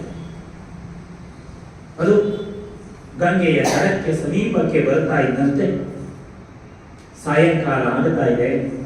ಲಕ್ಷ್ಮಣನನ್ನ ಕರೆದು ರಾಮಚಂದ್ರ ಹೇಳ್ತಾನೆ, ಮಗು ಲಕ್ಷ್ಮಣ, ಈ ರಾತ್ರಿಯನ್ನು ನಾವು ಇಲ್ಲಿಯೇ ಕಳೆಯಬೇಕು. ಇದು ಇಂಬುದಿಯ ಮರ ಇಲ್ಲಿ ಕಾಣಿಸ್ತಾ ಇದೆ. ಪ್ರದೇಶವನ್ನು ನೋಡುವಾಗ ಅರ್ಥವಾಗ್ತಾ ಇದೆ, ಇದು ಶೃಂಗವೇರಪುರ. ಶೃಂಗವೇರಪುರದ ಇಂಬುದಿಯ ಮರವಿದು. ಈ ಮರದ ಅಡಿಯಲ್ಲಿ ಇವತ್ತಿನ ರಾತ್ರಿಯನ್ನು ನಾವು ಕಳೆಯೋಣ. ನಾಳೆ ಪಾವನಿಯಾಗಿರತಕ್ಕಂತಹ ಜಾಹ್ನವಿಯನ್ನ ದಾಟಿ ಮುಂದಕ್ಕೆ ನಮ್ಮ ಪ್ರಯಾಣವನ್ನ ನಡೆಸೋಣ ಅಂತ ಹೇಳ್ತಾ ಇದ್ರೆ, ಹಾಗೆ ಆಗಲಿ ಅಂತ ಹೇಳಿ ಮತ್ತೆ ಲಕ್ಷ್ಮಣ ಎಲೆಯ ಹಾಸಿಗೆಯನ್ನು ಸಿದ್ಧಪಡಿಸುವುದಕ್ಕೆ ಅಣಿಯಾದರೆ ಶೃಂಗವೇರಪುರದಲ್ಲಿ ಒಬ್ಬ ಇದ್ದಾನೆ. ರಾಮಚಂದ್ರ, ಲಕ್ಷ್ಮಣ, ಸೀತೆಯರು ಅದು ಇಂಗುದಿಯ ಮರದ ಬುಡದಲ್ಲಿ ಕುಳಿತಿದ್ದಾರೆ ಎನ್ನುವಂತಹ ವಿಷಯ ಶೃಂಗವೇರಪುರದ ಬೇಡದ ಅಧಿಪತಿಯಾದಂತಹ ಗುಹನಿಗೆ ತಲುಪುತ್ತದೆ. ಗುಹ ತನ್ನ ಮಂತ್ರಿಗಳ ಜೊತೆಯಲ್ಲಿ ಅಲ್ಲಿರತಕ್ಕಂತಹ ಭಟರ ಜೊತೆಯಲ್ಲಿ ಓಡೋಡಿ ಬರ್ತಾನೆ. ಒಂದು ರಾಮನನ್ನು ಎದುರುಗೊಳ್ಳುವುದಕ್ಕೆ ಸಕಲ ಸುವಸ್ತುಗಳನ್ನ ಹಿಡ್ಕೊಂಡು ಬರ್ತಾನೆ. ರಥದ ಜೊತೆಯಲ್ಲಿ ಬಂದವನು ಸುಮಂತ್ರ ಇದ್ದಾನಲ್ಲ, ಕುದುರೆಗಳಿಗೆ ಹಸಿವಾಗಿತ್ತು ಅಂತ ಹೇಳಿ ಹುಲ್ಲಿನ ಮೆದೆಯನ್ನ ತರ್ತಾನೆ. ಬಂದು ರಾಮನ ಪಾದಕ್ಕೆ ಎರಗಿ ಹೇಳ್ತಾನೆ. ಬಾಲ್ಯಕಾಲದ ಮಿತ್ರ ಗುಹ ರಾಮನಿಗೆ. ಅವನನ್ನ ನೋಡ್ತಾ ಇದ್ದಂತೆ ಸ್ನೇಹಿತರಿಬ್ಬರ ಸಮಾಗಮ, ಅಪೂರ್ವವಾದಂತಹ ಭಾವುಕ ಸನ್ನಿವೇಶ. ರಾಮ ಹೇಳ್ತಾನೆ, ಅಯೋಧ್ಯೆಯಿಂದ ತಂದೆಯ ವಚನವನ್ನು ನಡೆಸುವುದಕ್ಕೋಸ್ಕರ ಅರಣ್ಯದ ಕಡೆಗೆ ಹೊರಟಿದ್ದೇನೆ. ರಾಮನಿಗೆ ಒದಗಿರುವಂತಹ ಸ್ಥಿತಿಯನ್ನ ನೆನೆದು ಗುಹ ಕಣ್ಣೀರು ಹಾಕಿದ್ರೆ ರಾಮ ನಗುತ್ತಾನೆ, ಇದಕ್ಕೆ ಯಾಕೆ ಕಣ್ಣೀರು ಹಾಕಿದೆ? ರಾಮಚಂದ್ರ, ಅಯೋಧ್ಯೆ ನಿನ್ನನ್ನು ತೊರೆದರೇನಂತೆ? ಇದು ಶೃಂಗವೇರಪುರ ನಿನ್ನದು. ನೀನು ರಾಜ, ನಾನು ಸೇವಕ. 14 ವರ್ಷ ಇಲ್ಲಿ ನೀನು ಕಳಿ. ನಿನ್ನದೇ ಇದು ಶೃಂಗವೇರಪುರ. ಹೀಗೆ ಹೇಳಿದ್ರೆ ರಾಮನಂತೂ ಹೇಳ್ತಾನೆ, ರಾಜಭೋಗವನ್ನು ಅನುಭವಿಸುವುದಕ್ಕೆ ಬಂದವನಲ್ಲ ನಾನು. ಅಯೋಧ್ಯೆಯ ಸಂಪತ್ತನ್ನು ತ್ಯಜಿಸಿ ಬಂದವನು. ಶೃಂಗವೇರಪುರದ ಸಂಪತ್ತಿಗೆ ಆಸೆ ಪಡ್ತೇನೆ ನಾನು? ಬೇಡ. ಒಂದು ರಾತ್ರಿಯ ಕಾಲವಾದರೂ ನನ್ನ ಆತಿಥ್ಯವನ್ನ ಸ್ವೀಕಾರ ಮಾಡು ಅಂತ ಕೇಳಿದ್ರೆ ವನವಾಸವನ್ನ ಆರಂಭಿಸಿಯಾಗಿದೆ. ವನವಾಸದ ನಡುವಿನಲ್ಲಿ ರಾಜಧಾನಿಯನ್ನ ಪ್ರವೇಶ ಮಾಡಿ ಅಲ್ಲಿಯ ಸುಖವನ್ನ ಅನುಭವಿಸುವಂಥದ್ದು ಯೋಗ್ಯವಾದದಲ್ಲ. ತಾಪಸ ವೃತ್ತಿಯನ್ನು ಒಪ್ಪಿಕೊಂಡು ಬಂದವನು ನಾನು. ನಿನ್ನ ಅರಮನೆಯನ್ನು ಪ್ರವೇಶಿಸಲಾರೆ. ಈ ರಾತ್ರಿಯನ್ನು ಇಲ್ಲಿಯೇ ಕಳೆಯುತ್ತೇನೆ. ಕೊಡಬೇಕು ಅಂತ ನಿನಗೆ ಅನ್ನಿಸಿದ್ರೆ ಹಸಿದ ಕುದುರೆಗಳಿಗೆ ಹುಲ್ಲು ತಂದಿದ್ದೀಯಲ್ಲ, ಅದನ್ನ ಕುದುರೆಗಳಿಗೆ ಕೊಡು. ಎಷ್ಟು ಜನ ಅಂದ್ರೆ ನನಗೆ ಬೇಡ, ಆದ್ರೆ ನನ್ನಿಂದಾಗಿ ಅವುಗಳ ಕಷ್ಟವನ್ನು ಅನುಭವಿಸಬಾರದು. ರಾಮನಿಗೋಸ್ಕರ ಹಸಿವಿನಿಂದ ಅವು ಬಳಲಬಾರದು, ಅವುಗಳಿಗೆ ಕೊಡು.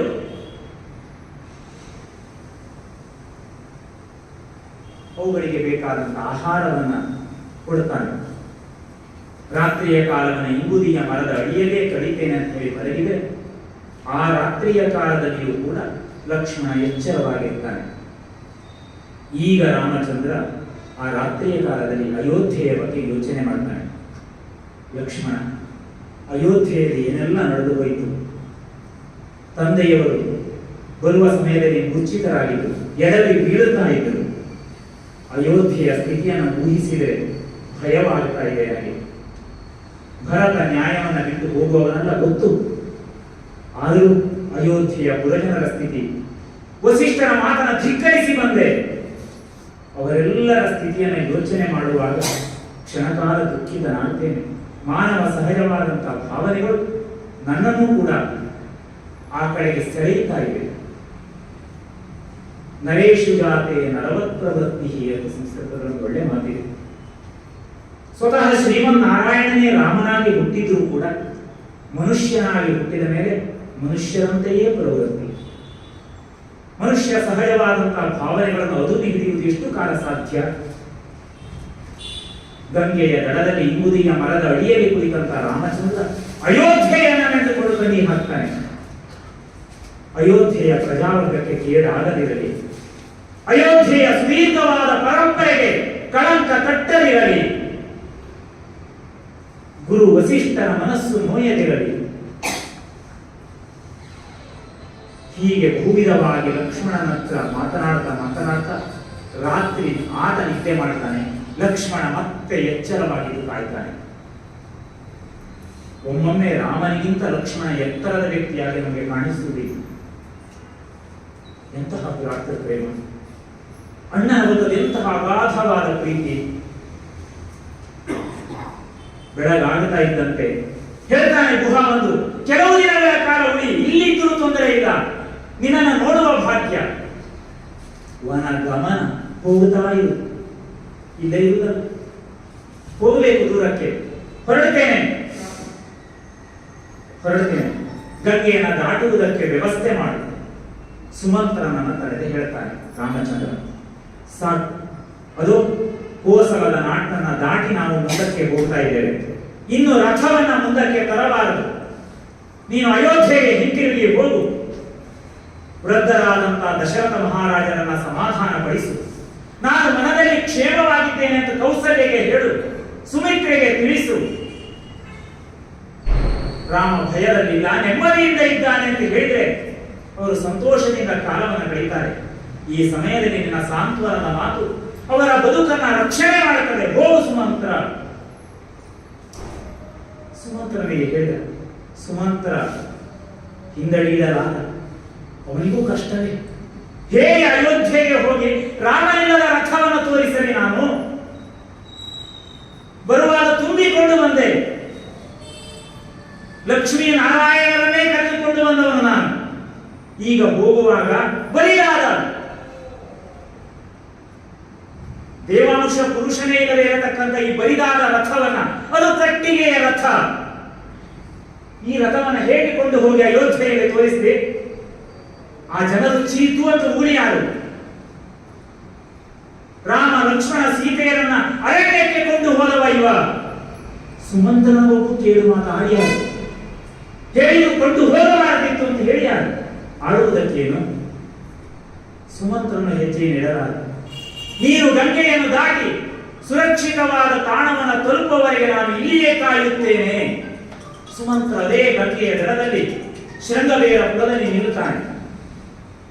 ಪ್ರಾತಃ ಕಾಲದಲ್ಲಿ ಪ್ರಾತಃ ವಿಧಿಗಳನ್ನೆಲ್ಲ ಮುಗಿಸಿ ತೆಪ್ಪದ ಸಹಾಯದಿಂದ ಗುಹನ ಭಟರು ನಿರ್ಮಿಸಿದಂತಹ ತೆಪ್ಪವನ್ನ ಏರಿ ಸೀತೆ ರಾಮ ಲಕ್ಷ್ಮಣರು ತೆಪ್ಪದಲ್ಲಿ ಕುಳಿತುಕೊಂಡು ಅದು ಗಂಗೆಯನ್ನ ದಾಟ್ತಾ ಇದ್ರೆ ಮತ್ತೆ ಗಂಗೆಗೆ ವಂದನೆಯನ್ನ ಸಲ್ಲಿಸ್ತಾರೆ.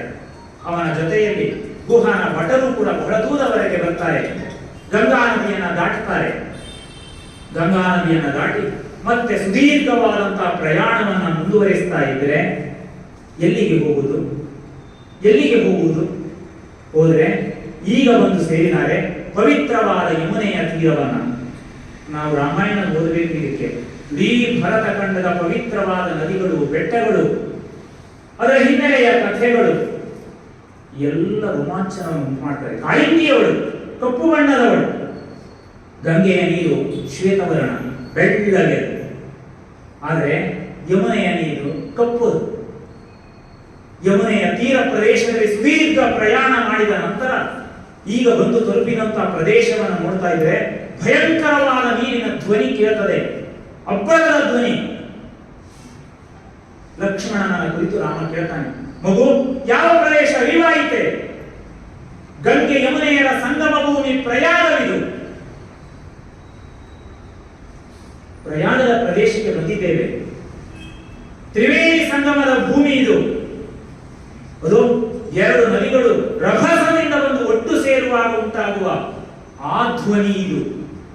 ವಂದಿಸು, ಸಂಗಮ ಭೂಮಿಗೆ, ನದಿಗಳ ಸಂಗಮ ಭೂಮಿಗೆ ವಂದಿಸು ಅಂತ ಹೇಳಿ ಸೀತೆಗೆ, ಲಕ್ಷ್ಮಣನಿಗೆ ಹೇಳ್ತಾ ಇದ್ರೆ ಕೈಗಳನ್ನು ಎತ್ತಿ ಅವರು ವಂದನೆ ಮಾಡ್ತಾರೆ. ಇದೇ ಸಂಗಮ ಭೂಮಿಯಲ್ಲೇ ಅಲ್ಲವೇ? ಅದು ಅಂದು ನಾವು ವಿಶ್ವಾಮಿತ್ರರ ಜೊತೆಯಲ್ಲಿ ಬರುವಾಗ ಅರಿತಿದ್ದೇವಲ್ಲ, ಇಲ್ಲೇ ಸಂಗಮ ಭೂಮಿಯ ಸಮೀಪದಲ್ಲೇ ಭರದ್ವಾಜ ಮಹರ್ಷಿಗಳ ಆಶ್ರಮ ಇದೆ, ಅರಿತವರಲ್ವೇ? ಹಾಗಾಗಿ ಭರದ್ವಾಜ ಋಷಿಗಳ ಆಶ್ರಮದ ಪ್ರದೇಶದಲ್ಲಿ ಈ ದಿವಸವನ್ನು ಕಳಿಬೇಕು. ಯಾವ ಕಡೆಯಲ್ಲಿ ಹೋಮ ಧೂಮ ಕಾಣಿಸ್ತದೆಯೋ, ಅಗ್ನಿಯ ಧ್ವಜ ಕಾಣಿಸ್ತದೆಯೋ, ಆ ಕಡೆಗೆ ನಮ್ಮ ನಡಿಗೆಯನ್ನು ಆರಂಭಿಸೋಣ ಅಂತ ಹೇಳಿ ಹೋಮದ ಧೂಮ ಎಲ್ಲಿ ಕಾಣಿಸ್ತದೋ ಆ ಕಡೆಗೆ ಹೆಜ್ಜೆ ಹಾಕ್ತಾರೆ. ಅದು ಭರದ್ವಾಜ ಋಷಿಗಳ ಆಶ್ರಮದ ಒಟ್ಟುಗಳು ಯಜ್ಞ ಯಾಗಾದಿಗಳನ್ನ ಮಾಡ್ತಾ ಇದ್ರೆ ಆ ಯಜ್ಞದಿಂದ ಮೇಲಕ್ಕೆ ಎದ್ದಂತಹ ಹೊಗೆ ಮೇಲುಗಡೆಗೆ ಕಾಣಿಸ್ತಾ ಇದೆ. ಅರಣ್ಯದ ಮಧ್ಯದಲ್ಲಿ ಗುರುತು ಅದೇ, ಅದನ್ನು ಅಗ್ನಿಯ ಧ್ವಜ ಅಂತ ಕರೀತಾರೆ. ಅಗ್ನಿ ಕೆಳಗಡೆಯಲ್ಲಿ ಇರ್ತದೆ, ಮೇಲುಗಡೆಯಲ್ಲಿ ಧೂಮ ಇರ್ತದೆ. ಧೂಮದಿಂದಲೇ ಕೆಳಗಡೆಯಲ್ಲಿ ಅಗ್ನಿ ಇದೆ ಅಂತ ಊಹಿಸುವುದು. ಎಲ್ಲೆಲ್ಲಿ ಹೊಗೆ ಇದೆಯೋ ಅಲ್ಲಿ ಅಗ್ನಿ ಇರಲೇಬೇಕು. ಇದು ನ್ಯಾಯಶಾಸ್ತ್ರದಲ್ಲಿ ಬರುವ ಮಾತು. ಹಾಗಾಗಿ ಎಲ್ಲೆಲ್ಲಿ ಧೂಮ ಇದೆಯೋ, ಯತ್ರ ಯತ್ರ ಧೂಮ ತತ್ರ ವನ್ನಿಹಿ. ಎಲ್ಲೆಲ್ಲಿ ನಿಮಗೆ ಹೊಗೆ ಕಾಣಿಸ್ತದೆ, ಹೊಗೆ ಇದೆ ಅಂದ್ರೆ ಬೆಂಕಿ ಇರಲೇಬೇಕು. ಹಾಗಾದ್ರೆ ಹತ್ತಿರದಲ್ಲಿ ಹೋಮ ಧೂಮ ಕಾಣಿಸ್ತಾ ಇದೆ ಅಂತಾದ್ರೆ ಇದು ಭರದ್ವಾಜರ ಆಶ್ರಮ ಅಲ್ಲಿದೆ, ಆ ಆಶ್ರಮದ ಪ್ರದೇಶಕ್ಕೆ ನಾವು ಹೋಗಬೇಕು ಅಂತ ಹೇಳಿ ಕಾಲ್ನಡಿಗೆಯಿಂದ ವೇಗವಾಗಿ ಭರದ್ವಾಜ ಆಶ್ರಮದ ಕಡೆಗೆ ಹೋಗ್ತಾರೆ. ಭರದ್ವಾಜರ ಆಶ್ರಮದ ಪ್ರದೇಶಕ್ಕೆ ಹೋಗ್ತಾ ಇದ್ರೆ ಈಗ ತಾನೇ ಅಗ್ನಿಹೋತ್ರ ಮೊದಲಾದ ಕಾರ್ಯಗಳನ್ನು ಮುಗಿಸಿದಂತಹ ತೇಜಸ್ವಿಗಳಾದಂತಹ ಭರದ್ವಾಜ ಋಷಿಗಳು ಇದರಲ್ಲಿ ಬರ್ತಾರೆ. ಅವರಿಗೆ ತಲೆಬಾಗಿ ವಂದಿಸ್ತಾರೆ 3 ಜನ. ಅಯೋಧ್ಯೆಯ ರಾಜಕುಮಾರ ರಾಮನೆಂದು ಎನ್ನ ಹೆಸರು, ಎನ್ನ ತಮ್ಮ ಲಕ್ಷ್ಮಣ, ಮಡದಿಯಾದ ಸೀತೆ ಪರಿಚಯವನ್ನು ಮಾಡಿಕೊಂಡು ವಂದಿಸ್ತಾರೆ. ವನವಾಸದ ಕಾರಣದಿಂದ ಅದು ಈ ಅರಣ್ಯವನ್ನ ಪ್ರವೇಶ ಮಾಡಿದ್ದೇವೆ ಅಂತ ಹೇಳ್ತಾ ಇದ್ರೆ ಅವರನ್ನ ಇದಿರು ಕರೆದು ತಂದು ಕುಶಲ ಸಮಾಚಾರವನ್ನ ಕೇಳಿ ಅಯೋಧ್ಯೆಯ ಬದುಕಿನ ಬಗ್ಗೆ ಎಲ್ಲ ಕೇಳುತ್ತಾರೆ. ಅವರ ಉಪಚಾರವನ್ನ ಕೇಳಿ ಅವರು ಹೇಳ್ತಾರೆ, ಇಲ್ಲಿಯೇ ಕಾಲವನ್ನ ಕಳೆಯಿರಿ. ಆಶ್ರಮದ ಪ್ರದೇಶ ಇದು ಯೋಗ್ಯವಾದಂತಹ ತಾಣ, ನಿಮ್ಮ ವನವಾಸವನ್ನ ಇಲ್ಲಿಯೇ ಕಳೆಯಬಹುದು ಅಂತ ಹೇಳಿದ್ರೆ ರಾಮ ಹೇಳ್ತಾನೆ, ಈ ಪ್ರದೇಶ ಬೇಡ, ಇದು ಅಯೋಧ್ಯೆಗೆ ಹತ್ತಿರದಲ್ಲಿದೆ. ಪ್ರಜಾವರ್ಗದವರು ಎಲ್ಲಾದರೂ ಸುಳಿವು ಸಿಕ್ಕಿದರೆ ಸಾಕು, ಮತ್ತೆ ಹುಡುಕಿಕೊಂಡು ಇಲ್ಲಿಗೆ ಬಂದು ಬಿಡುತ್ತಾರೆ. ಅವರ ಕಣ್ಣು ತಪ್ಪಿಸಿ ದೂರಕ್ಕೆ ಹೋಗಬೇಕು. ಹಾಗಾಗಿ ಈ ರಾತ್ರಿಯ ಕಾಲವನ್ನು ಇಲ್ಲಿ ಕಳೀತೇವೆ. ನಾಳೆ ಸೂರ್ಯೋದಯವಾಗುವಾಗ ಪ್ರಶಸ್ತವಾದ ತಾಣವನ್ನು ಸೇರ್ತೇವೆ. ಯಾವ ಪ್ರದೇಶವನ್ನು ಸೇರಬೇಕು ಅಂತ ಕೇಳಿದ್ರೆ, ಹಾಗಾದರೆ ನೀವು ಸೇರಬೇಕಾದಂತಹ ತಾಣ ಅಂತಿದ್ರೆ ಅದು ಚಿತ್ರಕೂಟ. ಋಷಿಮುನಿಗಳು ದೀರ್ಘಕಾಲ ತಪಸ್ಸನ್ನು ಆಚರಿಸ್ತಾ ಇರತಕ್ಕಂಥ, ಬದುಕಿನಲ್ಲಿ ನೋಡಲೇಬೇಕಾದಂತಹ ಅಪೂರ್ವ ಚಿತ್ರದಿಂದ ಕೂಡಿದಂತಹ ಪ್ರದೇಶ ಚಿತ್ರಕೂಟ ಪರ್ವತ. ಇಲ್ಲಿಂದ 10 ರಹದಾರಿ ದೂರದಲ್ಲಿದೆ.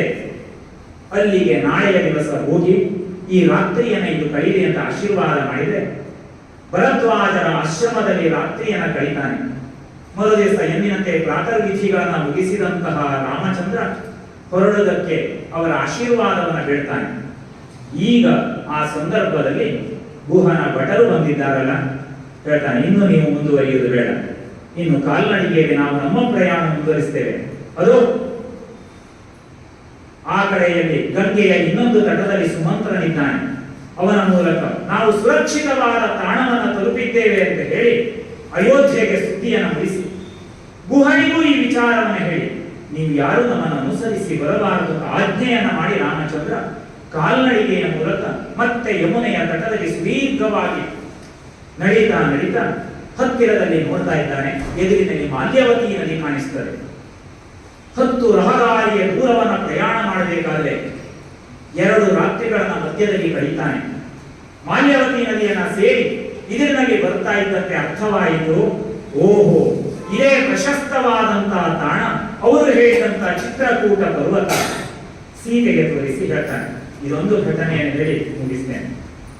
ಯಾಕಂದ್ರೆ ಅಯೋಧ್ಯೆಯಿಂದ ಚಿತ್ರಕೂಟದ ಚಿತ್ರಣ ನಿಮ್ಮ ಕಣ್ಣೆದುರಿನಲ್ಲಿ ಬರಬೇಕು.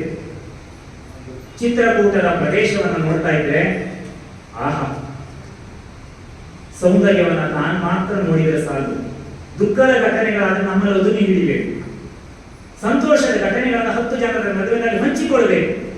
ಆಹಾ, ಸಾರಸ ಪಕ್ಷಿಗಳು ಇಂಪಾಗಿ ಹಾಡ್ತಾ ಇವೆ.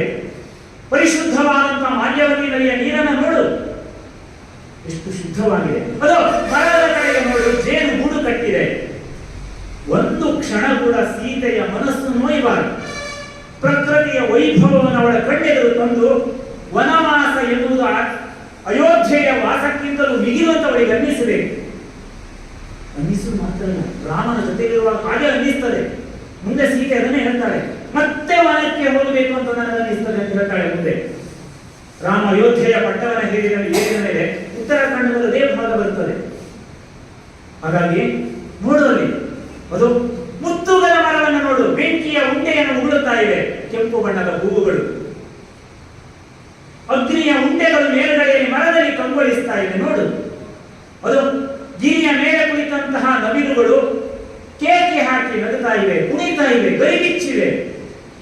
ಎಷ್ಟು ಚಂದ ಇದೆ ನೋಡು. ಬಾ ನೋಡು ನೋಡು ನೋಡು. ಅದು ಆ ಕಡೆಯಲ್ಲಿ ನೋಡು, ಋಷಿಮುನಿಗಳ ಆಶ್ರಮದ ಪ್ರದೇಶ ಕಾಣಿಸ್ತಾ ಇದೆ.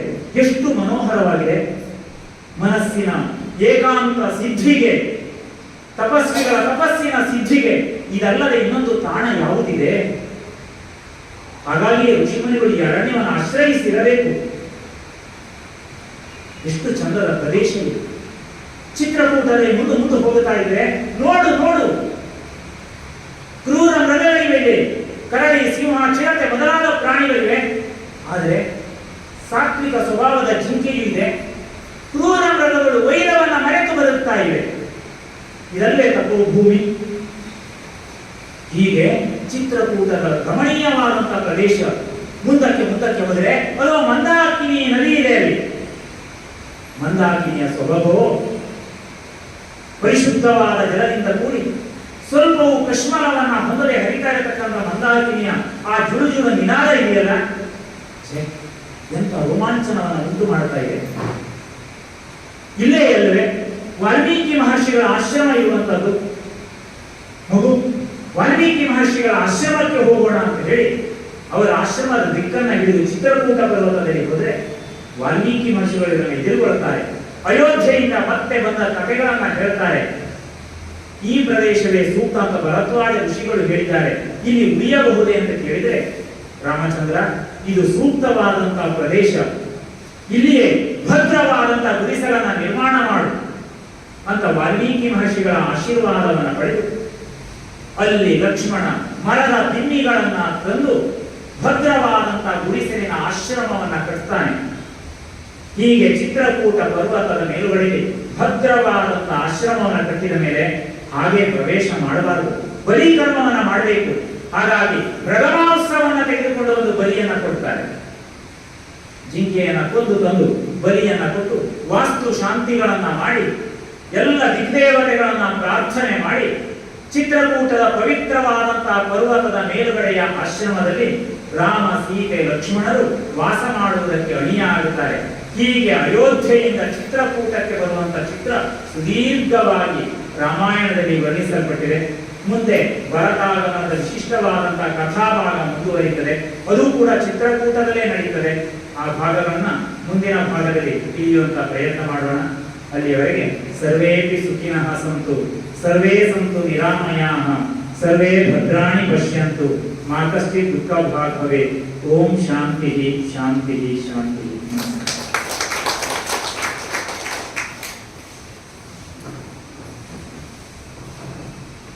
ಸುಮಾರು 1.25 ಗಂಟೆಗಳ ಸಮಯವನ್ನು ಪಡೆದುಕೊಂಡು ನಮ್ಮನ್ನೆಲ್ಲರನ್ನ ಚಿತ್ರಕೂಟಕ್ಕೆ ಪ್ರವೇಶ ಮಾಡುವಂತಹ ಒಂದು ಸನ್ನಿವೇಶವನ್ನು ಅತ್ಯದ್ಭುತವಾಗಿ ನಮಗೆ ವರ್ಣನೆ ನೀಡಿದ್ದಾರೆ ಸರ್ ರಾಘವೇಂದ್ರ ಸರ್ ಅವರಿಗೆ ವಂದಿಸುತ್ತಾ, ಇಂದಿನ ಒಂದು ನಮ್ಮ ಕಾರ್ಯಕ್ರಮದ ಉಪಹಾರದ ಪ್ರಾಯೋಜಕತ್ವವನ್ನು ಮಾಡಿರುವಂತಹ ಕಮಲಾಕ್ಷ ಕಾಮತ್ ನಿಮ್ಮ ದಾನಿಗಳು ನಮ್ಮೆಲ್ಲರ ಜೊತೆ ಬದುಕಿದರು.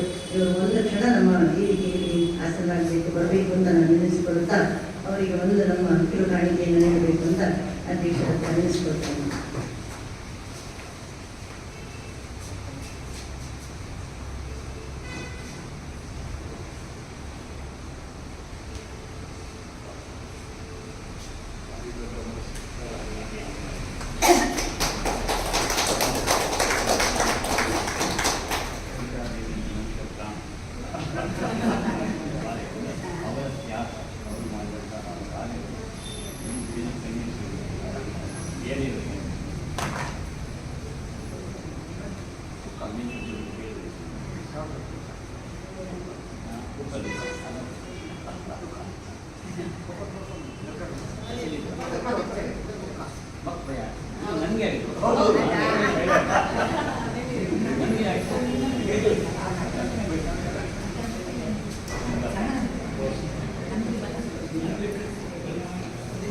ನಮ್ಮ ಕಿರುಕಾಣಿಕೆಯನ್ನು ಪಡೆದುಕೊಂಡಂತಹ ಕಮಲಾಕ್ಷರಿಗೆ ವಂದಿಸುತ್ತಾ ನಾವೆಲ್ಲರೂ ಈ ಒಂದು ಅತ್ಯದ್ಭುತವಾದಂತಹ ಒಂದು ಕಥಾ ಮಾಲಿಕೆಯನ್ನು ಕಿವಿಯಿಂದ ಕೇಳುತ್ತಾ ಆಸ್ವಾದಿಸುತ್ತಾ ನಾವು ರಾಮನ ಒಂದು ಕೃಪೆಗೆ ಮಾತನಾಡಿದ್ದೇವೆ. ಈ ಕತೆ ಡಿಸೆಂಬರ್ವರೆಗೆ ನಮ್ಮ ಕಥಾ ಮಾಲಿಕೆ ಮುಂದುವರಿತಾ ಇದೆ.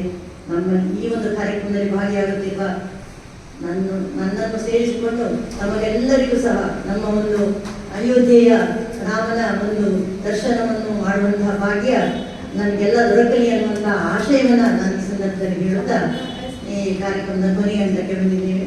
ಧನ್ಯವಾದ ಸಮರ್ಪಣೆಯನ್ನು ಮಾಲತಿ ಮೇಡಮ್ ಅವರು ನಿರ್ವಹಿಸಿಕೊಡ್ತಾ ಇದ್ದಾರೆ. ಮೇಡಮ್ ಧನ್ಯವಾದ.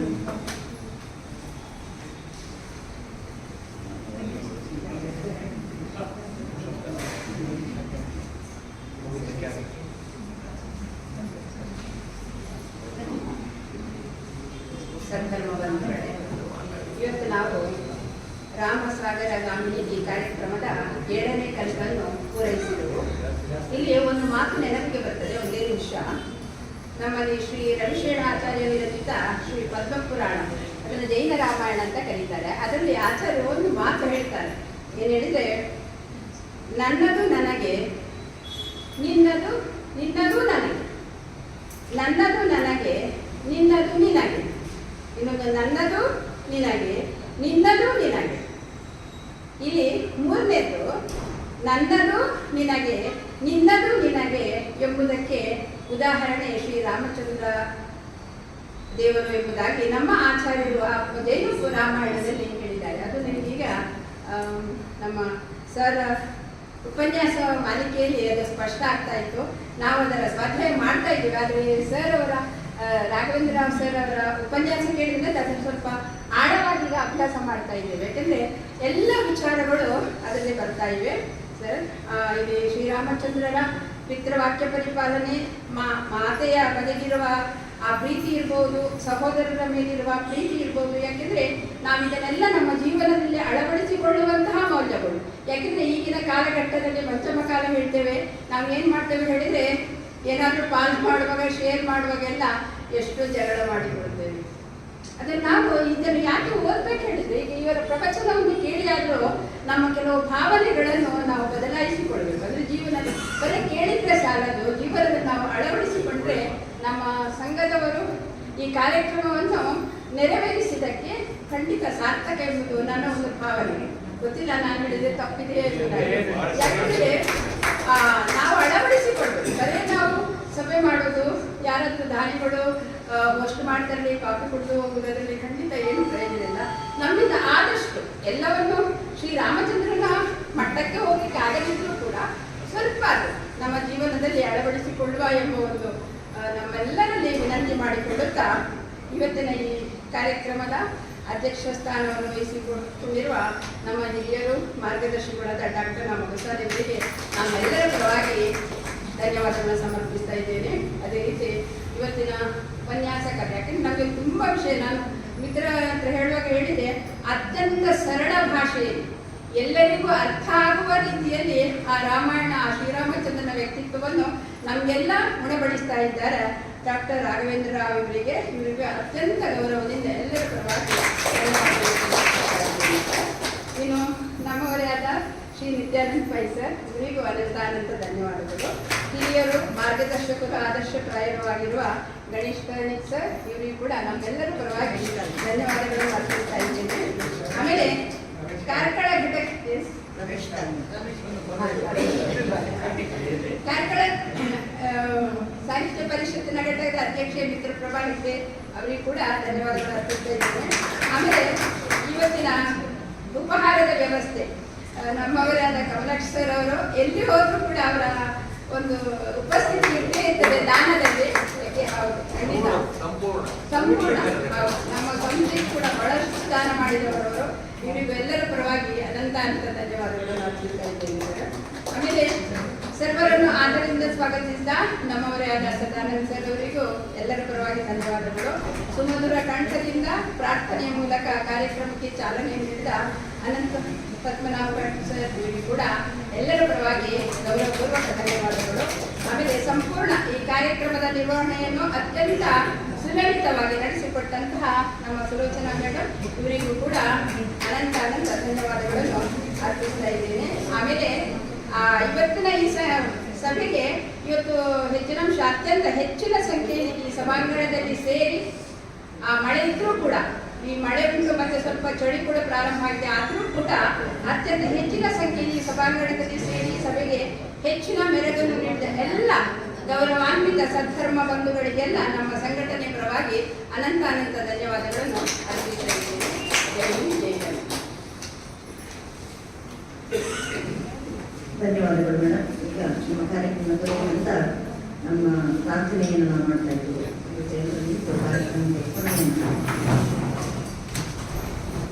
ಸರ್ವೇ ಭವಂತು ಸುಖಿನಃ, ಸರ್ವೇ ಸಂತು